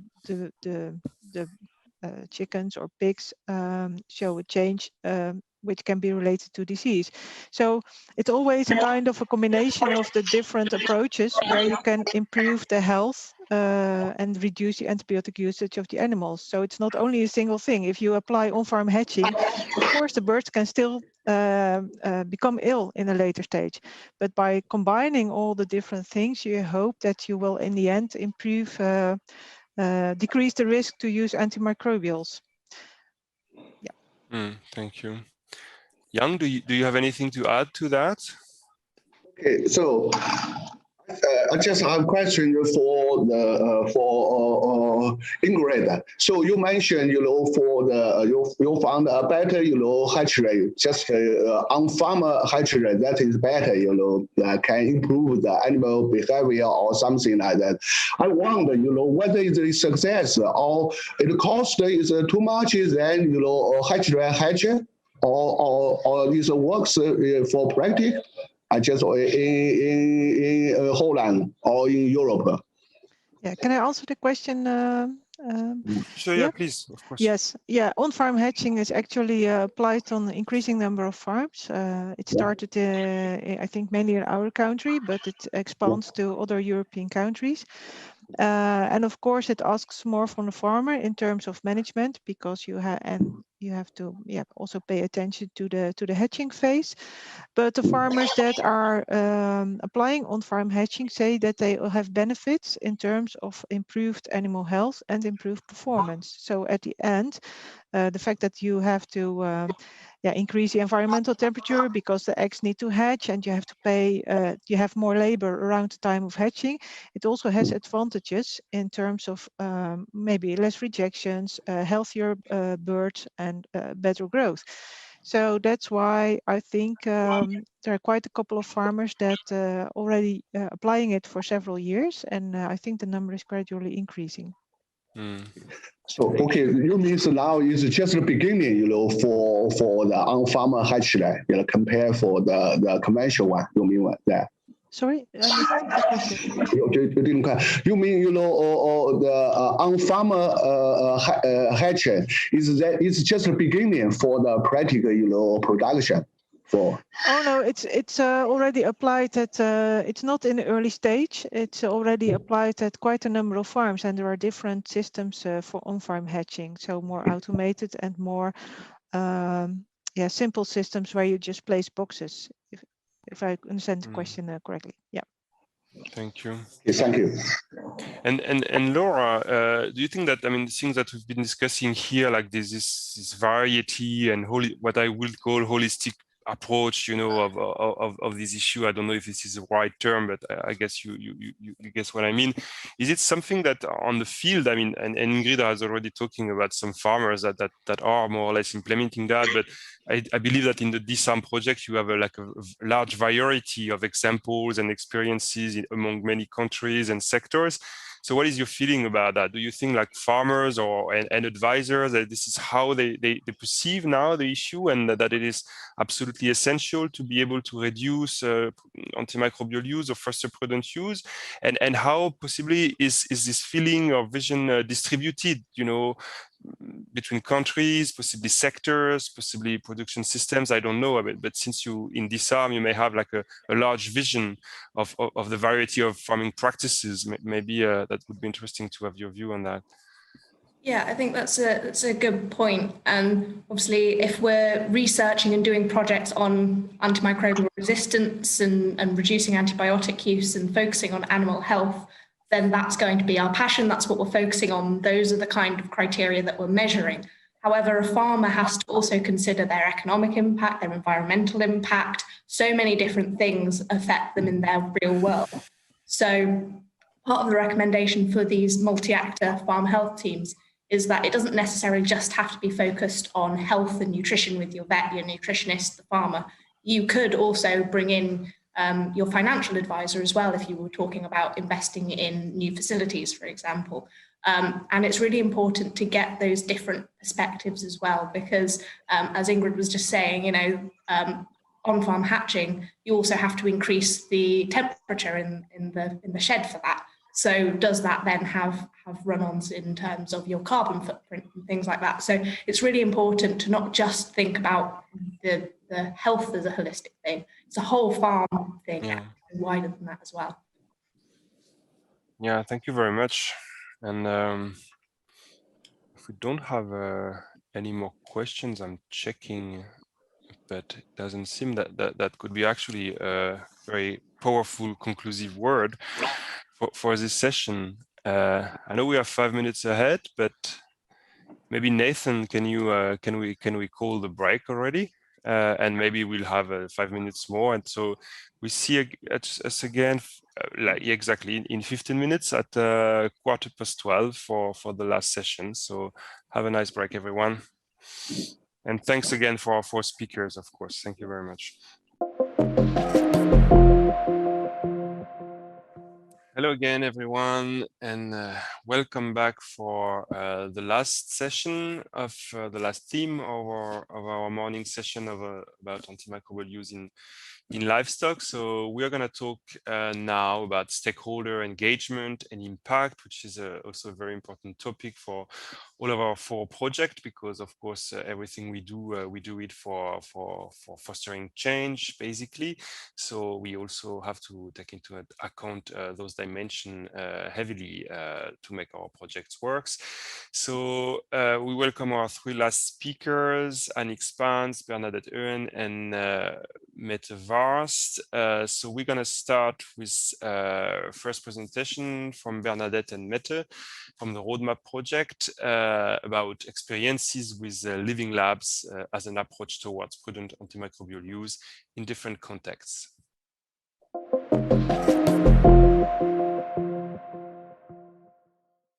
So now Bernadette Owen and I would like to present some experiences with living labs as an approach towards prudent antimicrobial usage in different contexts in the project roadmap. First, I'll give some highlights and conclusions. Living labs offer a special way of working across stakeholders. It's a multi-stakeholder approach. So working across stakeholders to solve a problem and find new solutions. It's based on dialogue and doing something. So it's not just about talking, it's about experimenting and actually acting together. The living lab has a learning cycle approach to reach its goal, and it's absolutely paramount to acknowledge the diversity and the importance of the context. We have to think about when we want to change the antimicrobial usage, we need rethinking, but we need not only to innovate, but also to break down practices and so on. So it's both about breaking down and building up practices, alliances, and expectations. Our research approach in the roadmap is that we learn in the living labs and we learn about the living labs in this special context of European animal farming. So in this presentation, we're going to give an introduction to the project roadmap, an introduction to the living labs and what is special for the living labs working for prudent antimicrobial usage. We are going to talk about the actual experience in roadmap about our living labs. We are going to talk about how living labs need to create a common vision. And we are talking about focus areas and methods in the different living labs. And then we are giving highlights and conclusions again. To just give an introduction to roadmap and its aims is that antimicrobial usage or antimicrobial resistance is recognized as a significant global threat for public health and for food security. And overuse and improper use of antimicrobials contribute to this. 2/3 of future antimicrobial usage growth is estimated to happen in animal production. So what we want to do in roadmap is to foster transition towards prudent use of antimicrobials in animal production in different contexts to manage antimicrobial resistance. This we want to do by enhance antimicrobial decision systems and we also focus very much on animal health and welfare support in the roadmap project. When looking about how have we previously approached antimicrobial resistance and supporting animal health and welfare, we have very many participatory approaches to improve farming practices. And here are just a list of examples that we have reviewed as a part of roadmap. But what makes the living lab approach distinct to compared to those previous approaches is that here we take a multi-stakeholder approach. So we go across the whole sector and go beyond the farm level. And we co-create this throughout a process with certain steps. We are commonly identifying the problem, the focus, and the visions. We are sharing ideas and solutions. We are planning action together. We are implementing it together. We are testing it and sharing and discussing and evaluating the results. And we take commonly ownership. And that is based on the participating stakeholders' needs and wishes. So the participants in the living labs are stakeholders and represent organizations and larger groups. And this is a balance between mutual trust and representativity among these stakeholders. And it's a lab. It tests technical solutions, social solutions, communication and strategies, and the living lab is meeting around the results. It's a dynamic process, and this illustration is illustrating in various ways how this process can be thought of. It's taken from literature about how living labs have been working in different contexts. But how are living labs then special in roadmap? What makes them relevant to work with for prudent use of antibiotics? We are working with different stakeholders: farmers, farm-related actors, veterinarians, agricultural, food industry, all the actors and stakeholders that are core to the changes throughout the sector are part of a living lab. They are brought together here to actually find solutions. So it's context specific. We commonly identify problem, we negotiate about, we understand it, and we agree on it in each living lab. And we see already now, based on the roadmap project, multiple versions of optimal mix of stakeholders that have to fit to the diverse context in different countries. All stakeholder participants are commonly defining the focus and planning the action in the lab and implementing it and evaluating it. And they may have different interests and stake. So it's not only about innovation. And that is very important to think of, because that makes it distinct in this context of animal farming compared to many industry approaches to living lab. It's not only about innovation, but it's also about breaking down previous routines, attitudes, alliances, and so on. And this process is so important because there is so much at stake for many stakeholders. And one of the tools to do this is to create a common vision and to agree on what is the common problem, to help changing these potential conflicts of interest to commonality of interest. And this illustrates, here we have two photos of an exercise in a living lab where different stakeholders are sharing their visions and discussing where are our common visions, what do we actually want to see as an outcome of all this. Thank you, Mette, for this introduction into our living lab approach. I will now continue with our first lessons learned and conclusions, and this is based on 1 year experiences with living labs in Roadmap.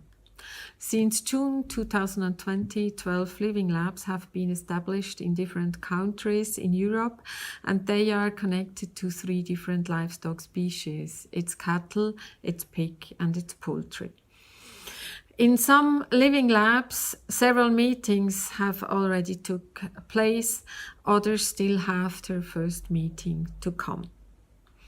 The main aim of all living labs is a prudent use of antimicrobials. But however, this overall aim is then adapted to the different contexts and situations. And how this is translated into an activity, I will come back later to that. We try to involve different actors into living labs, actors that are relevant for the individual supply chains. And this is mainly achieved in roadmap living labs, not in all the cases. Also here, I will give you further information later on. We are convinced that living labs would work even if that approach were new to all of us. And in a way, we convinced all the partners in Roadmap, and we were all interested to find out how this implementation, this more than talking, this joint experimentation would work. And we are surprised that the actors involved in living labs, they were committed to the approach and they really took over ownership of the process. However, they still needed guidance, and this guidance is still needed. So we offer all the partners involved in living labs and involved in the living lab approach, we offer them opportunities to exchange, to learn about their individual living labs, but also to learn about living labs. And this process will go on until the end of roadmap. We planned for 4 living lab meetings during roadmap, so that would be the minimum. But we have learned that's not only the meetings that needs to be prepared, it's also the time between the different meetings, and that the drive needs to be kept during these meetings. So what we developed for that is that the facilitators could remain in contact with all the individuals or groups of living labs, or that specific groups are created and they are working on a part of the strategy developed. Or we offer them international exchange, so that's something that really motivates people and keeps them in living labs. Here are some examples what we've developed in the roadmap living labs so far. We are mainly addressing 3 levels: the farm level, the sector level, and the structural level. At farm level, we see activities connected to learning, and these activities do not involve exclusively farmers. They are also meant to train and offer learning opportunities to vets. At the sector level, it's mainly creating awareness in the whole sector. For example, for the case of dairy calves and the investment in their health that should be made at the farm where they are born. In some cases, it's the legal context that's challenging and probably not properly implemented. Also, this is an approach used in one of the living labs. So what are our conclusions? So first is we had to explain what living labs are. So, and this is at the beginning a very relevant step, that people know what living labs are. Currently there's a lack of experiences, so learning about living labs is also relevant. But what's also relevant, trusting the process. Be convinced that the process that involves people, that this is something that will work. What we see is that a challenging thing remains in the food sector, that we have in some cases European-wide supply chains. In Switzerland, we have the advantage that our whole supply chain is based in Switzerland and all the actors are here in Switzerland. The turkey sector in the Netherlands is different, and the turkey fattening is just one step that takes place in the Netherlands, and the rest of the supply chain is situated in Germany. So it's challenging to involve the whole sector into a living lab if the sector is out of the sphere of influence of the people who are managing the living lab. We see situations where there's a strong competition between the actors in the supply chain. Also here, living labs are challenging. We see in some cases it's one powerful actor that vertically integrated several steps of the supply chain, and no change is feasible without the commitment of these one powerful actors. So even if there are challenges, we see that Living Lab offers special ways of working across stakeholders and to solve a problem and to really come up with new solutions, and solutions that are then based on a commitment of a sector. The Living Labs are based on a dialogue and doing something in parallel. It's not just talking, it's experimenting, it's evaluating. So Living Lab are something that we see is a new approach, and it's challenging even if new to all of us. So we have to learn in the living labs, but in parallel we have also to learn about living labs in the specific context of European animal farming. So thanks for your attention, and looking forward to hear from your experiences in living labs.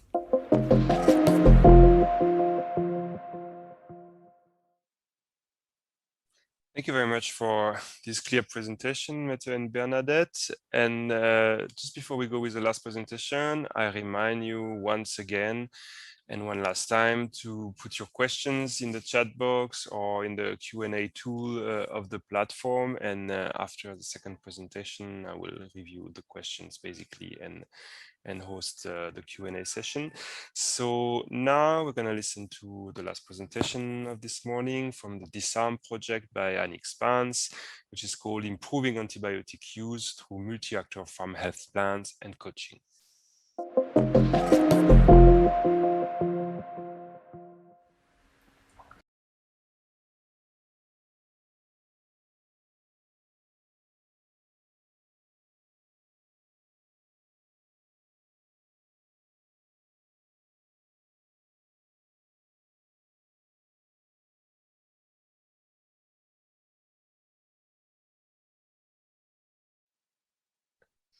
Well, sorry, it seems that we have a little technical issues. It's gonna be sorted out, I guess, very, very soon. I'll let our technician here to try to deal with that, to check whether we're all good.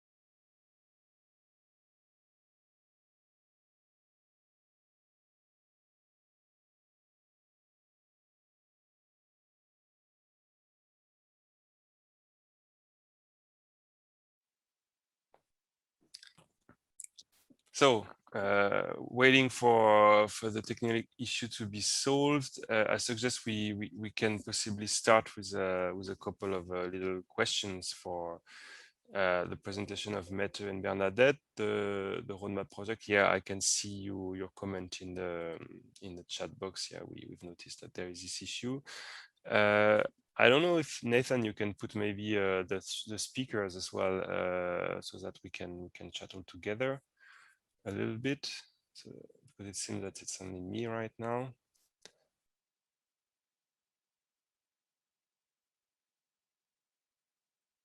And I will not answer the question myself. Oh, okay, I see it now. At least Bernadette is with us. That's wonderful. And yeah, it seems that.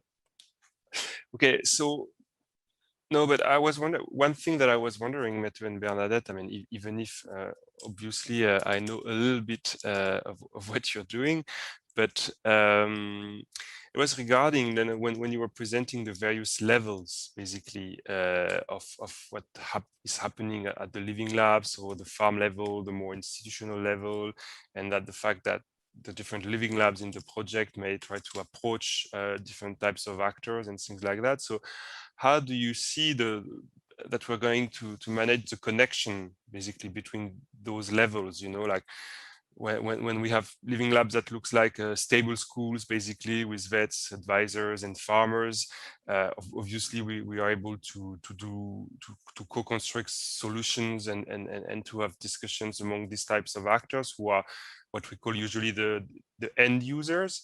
But then we also have sometimes in the same living labs, but in other meetings, but sometimes in other living labs, more institutional actors, representatives of industry or cooperatives, or even sometimes the government. So basically the types of discussion, the types sometimes as well of solutions, or the way of implementing the solutions are, I mean, this could be quite different.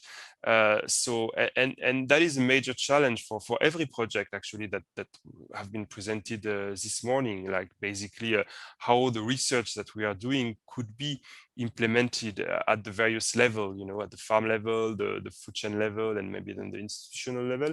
So how do you see that those participatory tools being able to create impact? I mean, yes, you've been talking about that, but to be able to have multi-level impact. And of course, Annick, you can also, even if I really hope that we're going to be able to listen to your presentation in a couple of minutes, but I'm pretty sure that this is also a question that you have in the DISARM project. So I'd be happy to hear you on that too, actually. Yeah, well, if I should start answering, there are very few living labs that take all levels into account, of course. I mean, because, and I think that is where the importance of the context comes in. It's very important that for every situation, for the sector, two sectors in the same country may be in a different situation. So they will need a different approach. And it is an interaction between what the project team in Roadmap have set out to start doing. They kind of make an initial frame, but then after that, the living lab itself sets a focus too.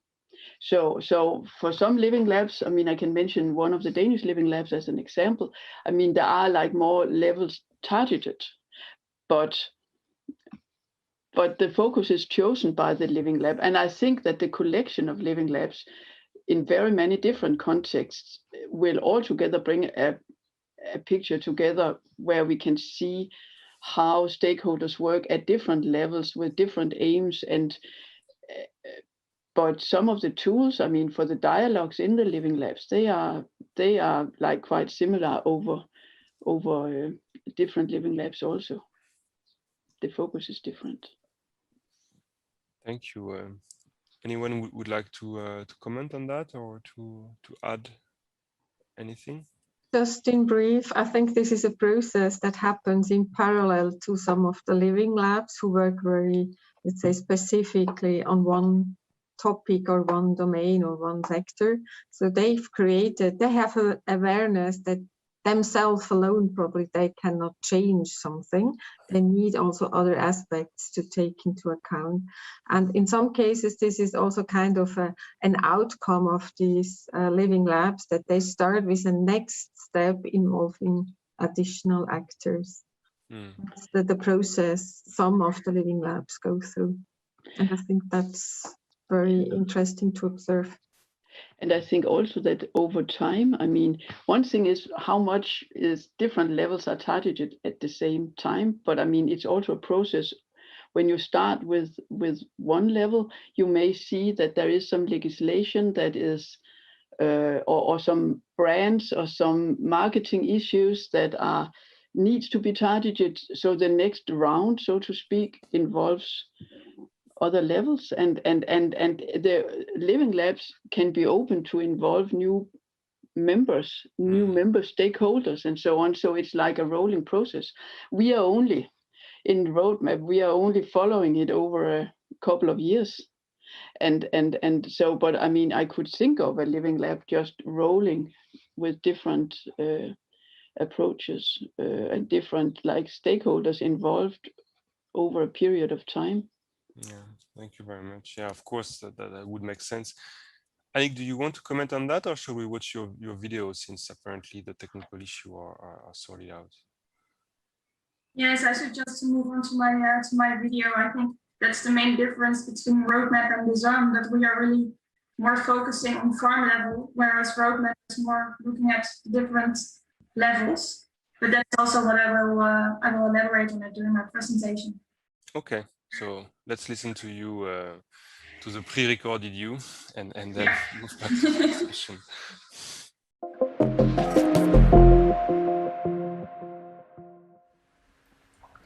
Hello everyone, my name is Annick Spaans. I'm working from the Netherlands, working for the ZLTO, a farmers association, and I'm involved in the DISARM project, mainly with communication activities, as well as the practical implementation of the project in the field, which is about farm animal health teams for healthy livestock farming and prudent use of antibiotics.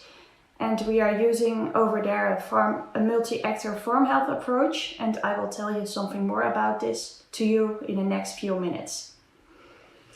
I will start with this picture, as this clearly illustrates the farm-specific action plan we are working with.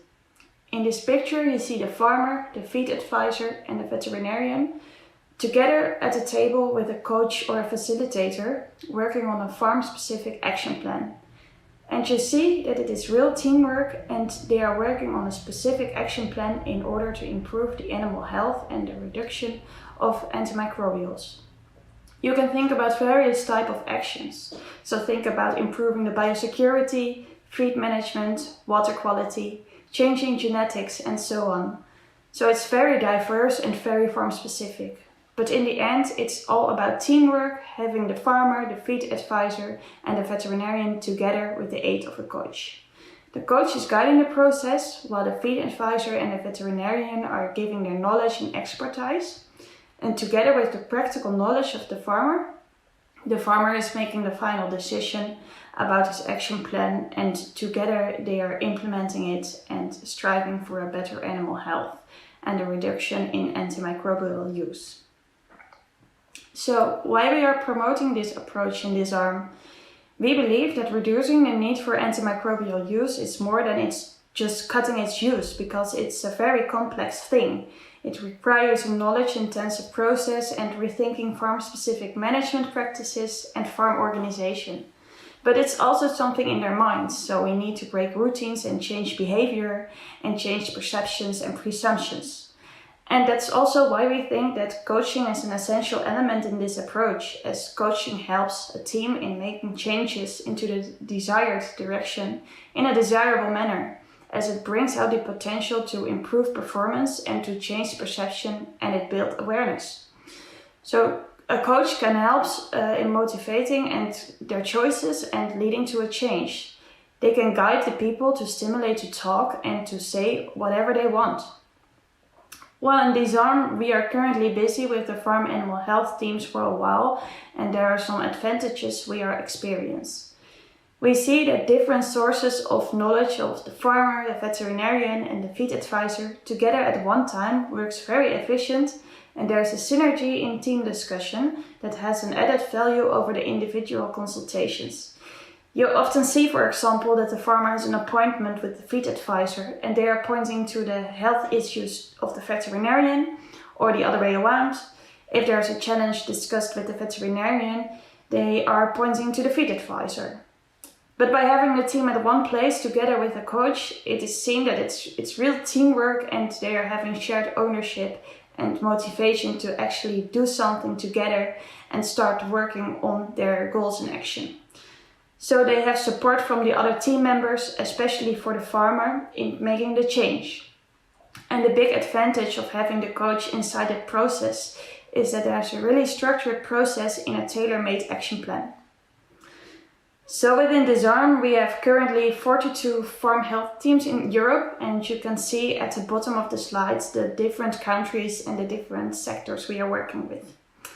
And with these farm health teams, we are using the input of DISARM. So we are using the community of practice of Facebook, the state of the art, and we are also collecting best practice examples, such as we are making videos, practice abstracts, and we are also organizing events. And that's also very interesting to look at the farm animal health plans itself. So we want to share this approach also to everyone, and we are doing this by giving workshops about the farm health approach, and we are currently developing an online farm health toolbox, and we will also develop video testimonies and case study reports. So if we go a bit more in detail about how the approach actually works, you can see over here an arrow with the plan, do, check, act. And that's the key element of this approach. We always start with the farm intake, so we will have a visit on the farm and have a short interview about the main health challenges, collecting some technical results, and think about the collection of the contacts of the feed advisor and the veterinarian. Then we set our first meeting to set together the diagnosis with the veterinarian, the advisor and the farmer, together with the coach, in order to develop an action plan. So this is the plan phase. And then the responsible persons need to implement the action plan. So that's the do phase. And then after a while, there is a follow-up meeting in which the action will be evaluated, and if needed, there will be a follow-up action. So it could be an adjusted action or a new action, and this cycle continuously follows up. And after a while, we will have the last meeting in which the process will be evaluated. Next to this process, we will also have a knowledge exchange for the farmers, in which they can learn from each other. We will have a national exchange as well as an international exchange. But of course, due to the corona crisis, we still need to see how we can organize it. But of course, we do have digital alternatives. Then, if we look a step more closer, I want to go to the stepwise approach of the Plan, Do, Check, Act circle. I've already showed to you in the previous slide, what we always do is observe and define. And then we start with the inner circle to think about the key element of the challenge they want to reach at the farm. So what's it about? And in DISARM it's quite obvious about reducing the use of antimicrobials. And different themes are related to this. Think about the vaccination protocol, genetics, biosecurity, feed and so on. But you cannot start doing all themes at one time because it will be a chaos and it isn't structured at all. So you need to prioritize the themes and think about what is the most important thing to focus on right now. You need to define the theme and make a goal of it and make it smart. Then we are going to step 2, which reflects again the Plan, Do, Check, Act method, in which in the left part you see the SMART goal again, which stands for specific, measurable, acceptable, realistic and time specific. So that means that if you are creating a goal, all SMART elements needs to be included in it. So it will be a very detailed goal in which, for example, a measurable element is in it, such as a percentage or a number, and it would be very time specific. So within 3 months, a certain activity is reached. And of course, it will be very detailed. Then you go to the implementation phase, the do phase. So who is doing what and why? And after a while, after the time element of the SMART goal is reached, you're going to evaluate it. And you can see who is the project owner and who is the project solver, as it can differ. The project owner can be the farmer, while the employee needs to execute it, for example. And while evaluating it, you can see that sometimes a goal needs to be adjusted or a follow-up goal is coming from it. And that's the act phase. So if you have adjusted your goal, you have already a new SMART goal and then the cycle starts again. So in that way, you are continuously busy with the Plan, Do, Check, Act circles, improving your goal in order to come closer to your final goal of the reduction of your antimicrobial use. So here you see a bit more in detail the definitions of the SMART goal, so specific, measurable, acceptable, realistic and time specific. And the do part, who is doing what, when and why. Then the check step, evaluation in a nice table, followed by the act. So some adjustments are needed or some follow-up actions. I always end with the stepwise approach with step 3. Keep the skill in balance, as this clearly reflects the mission of the reduction of antibiotic use, in which the responsible team is responsible. So the farmer, the veterinarian, the feed advisor, and of course with the help of the coach. But you see here that there are different Plan, Do, Check, Act circles that needs to keep in balance to reach the mission. So I started this presentation with that you need to prioritize your Plan, Do, Check, Act circles and to choose one. But on the other hand, you do not need to forget the other ones. As you focus on biosecurity, for example, while your vaccination schedule is very bad, then you won't reach your final mission. So in that way, you're trying to keep focus on the integrality of your farm, but try to keep the focus on one thing at a time. So this is the approach we are using in DISARM, and I have some take-home messages from it. Well, of course, unfortunately, due to the corona, our progress isn't that far yet as hoped. So we haven't got some real results about the reduction of antibiotics yet. But we do see some promising results in the improvement of general farm animal health, as well as in the improvement of biosecurity and disease prevention. And it's also promising to reduce the need for antibiotics in livestock farming. And we do see as well some interesting changes in the mindset and in the perception of participants, of the team members of the DISARM farm health teams. And its power lies in the synergy between knowledge and expertise, and there is a coherent advice as they are all together. And next to that, coaching and supporting of the farmer is necessary in making changes. That's also something we are experiencing. So that are the key elements, and I hope you have learned something from this. Thank you for your attention, and I'm happy to receive any questions.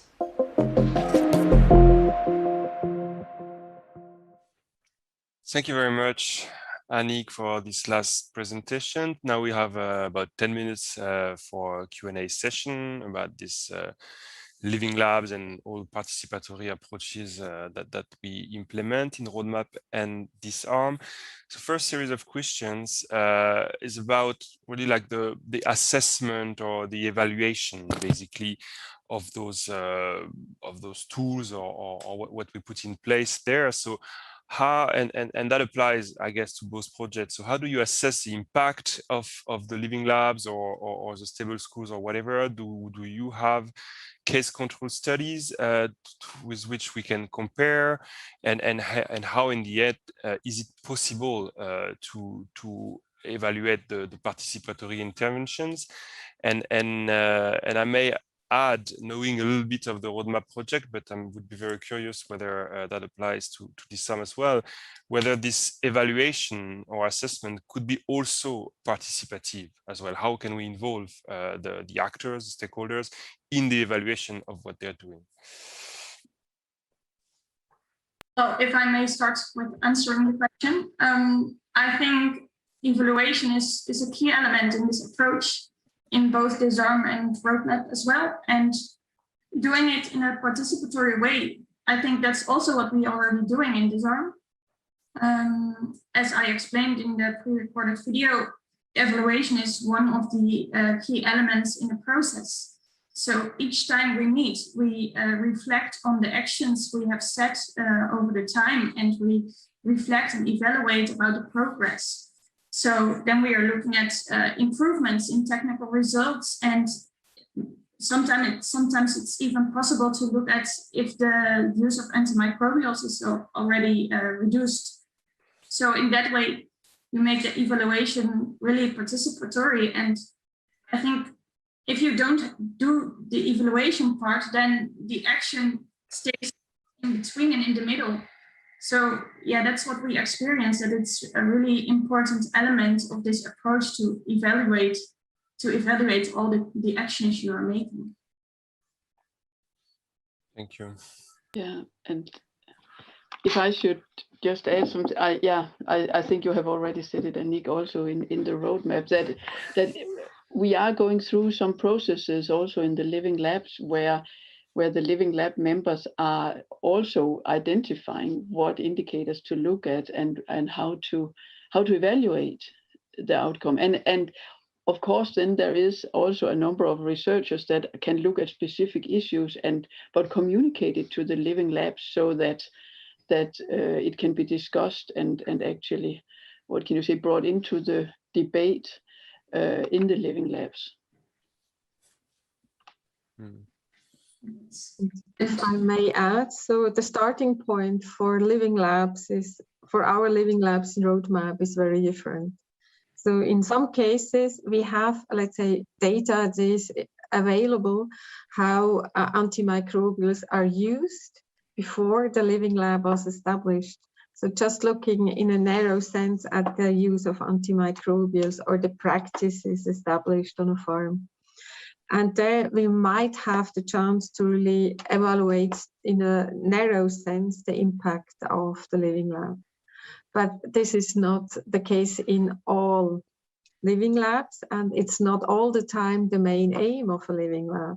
In some cases, the main aim is to improve the collaboration between farmers and vets, or to make vets or farmers aware of the business each of the actors is doing. So these things are more hardly to measure, and I think it could exclusively done in a participatory way.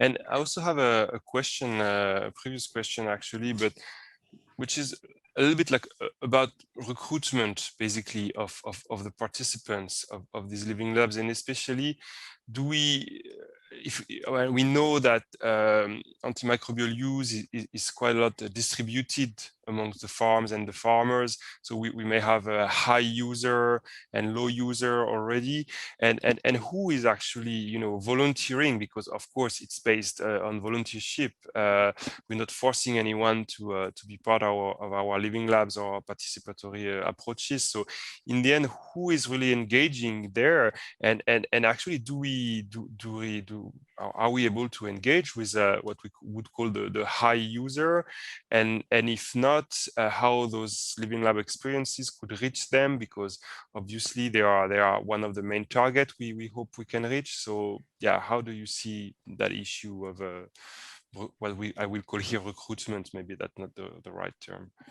Yeah, I think that if you're talking about high users of antimicrobials on farm level, I think that they are not necessarily directly involved in the living labs. But I think that one of the interesting things about these living labs is that we try to move actually from seeing individual farmers as high users. They may use a lot of antimicrobials, but they are surrounded by a system where there's a lot of alliances, and where maybe the dairy company or the slaughterhouse and the authorities and so on are forming a system around them where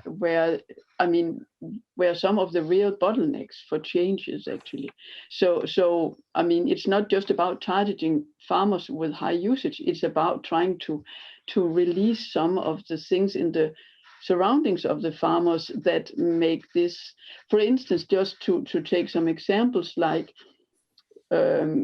what if a farm is constructed in a way so a lot of the farm employees are just automatically using antimicrobials? I mean, that's about the whole farming structure. What if, I mean, so I think that is one of the aims actually of living labs, to try and address the problems on levels outside just farmers and high users of antimicrobials. Thank you. Annie, anything to add to that, or any experience from DISARM? Yes, I think in DISARM we also don't have a real target audience, so to say, to have high users or low users. So I think it's rather mixed, the kind of farmers we have. But well, I think that the main goal we have is to create awareness about this approach, and to create it in the sector, and to help all different kinds of farmers to get to know to this approach, and to let them know that this helps in this regard. So yeah, that's the thing I would like to add. And maybe one last question that we have here. I mean, could we see in the end living labs as interventions as such for fighting AMR? Like, because we tend to consider interventions like biosecurity strategy, vaccination, or whatsoever. Vaccination interventions would be like something that happens within the living lab. But someone is asking us, could a living lab be an intervention as such? That could be promoted through, I don't know, various policy or whatever. Yeah, I think so. Yeah, I don't know how to, I mean, yes, I think that it could, and I think that there could be a potential also to, I mean, beyond the project, to have it as a model, and to move between different levels. But and the last thing I would like to say is, like, by addressing the things and initiating a dialogue between stakeholders that were maybe knew each other from the landscape, but did never really work together on trying to solve a common problem. I mean, I think stirring up in the environment a little bit in the discussion, I think that's in itself is a tool. Thank you. Annie, one last word, maybe, if you want. Yeah, I think you already see it in some countries that this approach is already implemented in the legislation. After a few years, that it's becoming obligatory to do these kind of approaches. And well, I think that this is really helpful in reducing the use of antimicrobial use, and well, I hope with these projects we will create more awareness to show this effect. Okay. Thank you very much. We've reached the end of our session. I would like to thank again the organizers, all the speakers, of course, and as I said earlier, the communication and dissemination teams of this project who made this possible, and of course as well the H2020 program who is funding actually these 4 projects, and that is helping us to foster this prudent use of antimicrobials. So don't forget as well to have a look maybe in the poster room of the conference, because there is posters as well from these 4 projects. So you might know, learn more things, more details about what we're doing. And I wish you, a happy day and last days of the conference. It has been a pleasure to chair this session. Bye bye.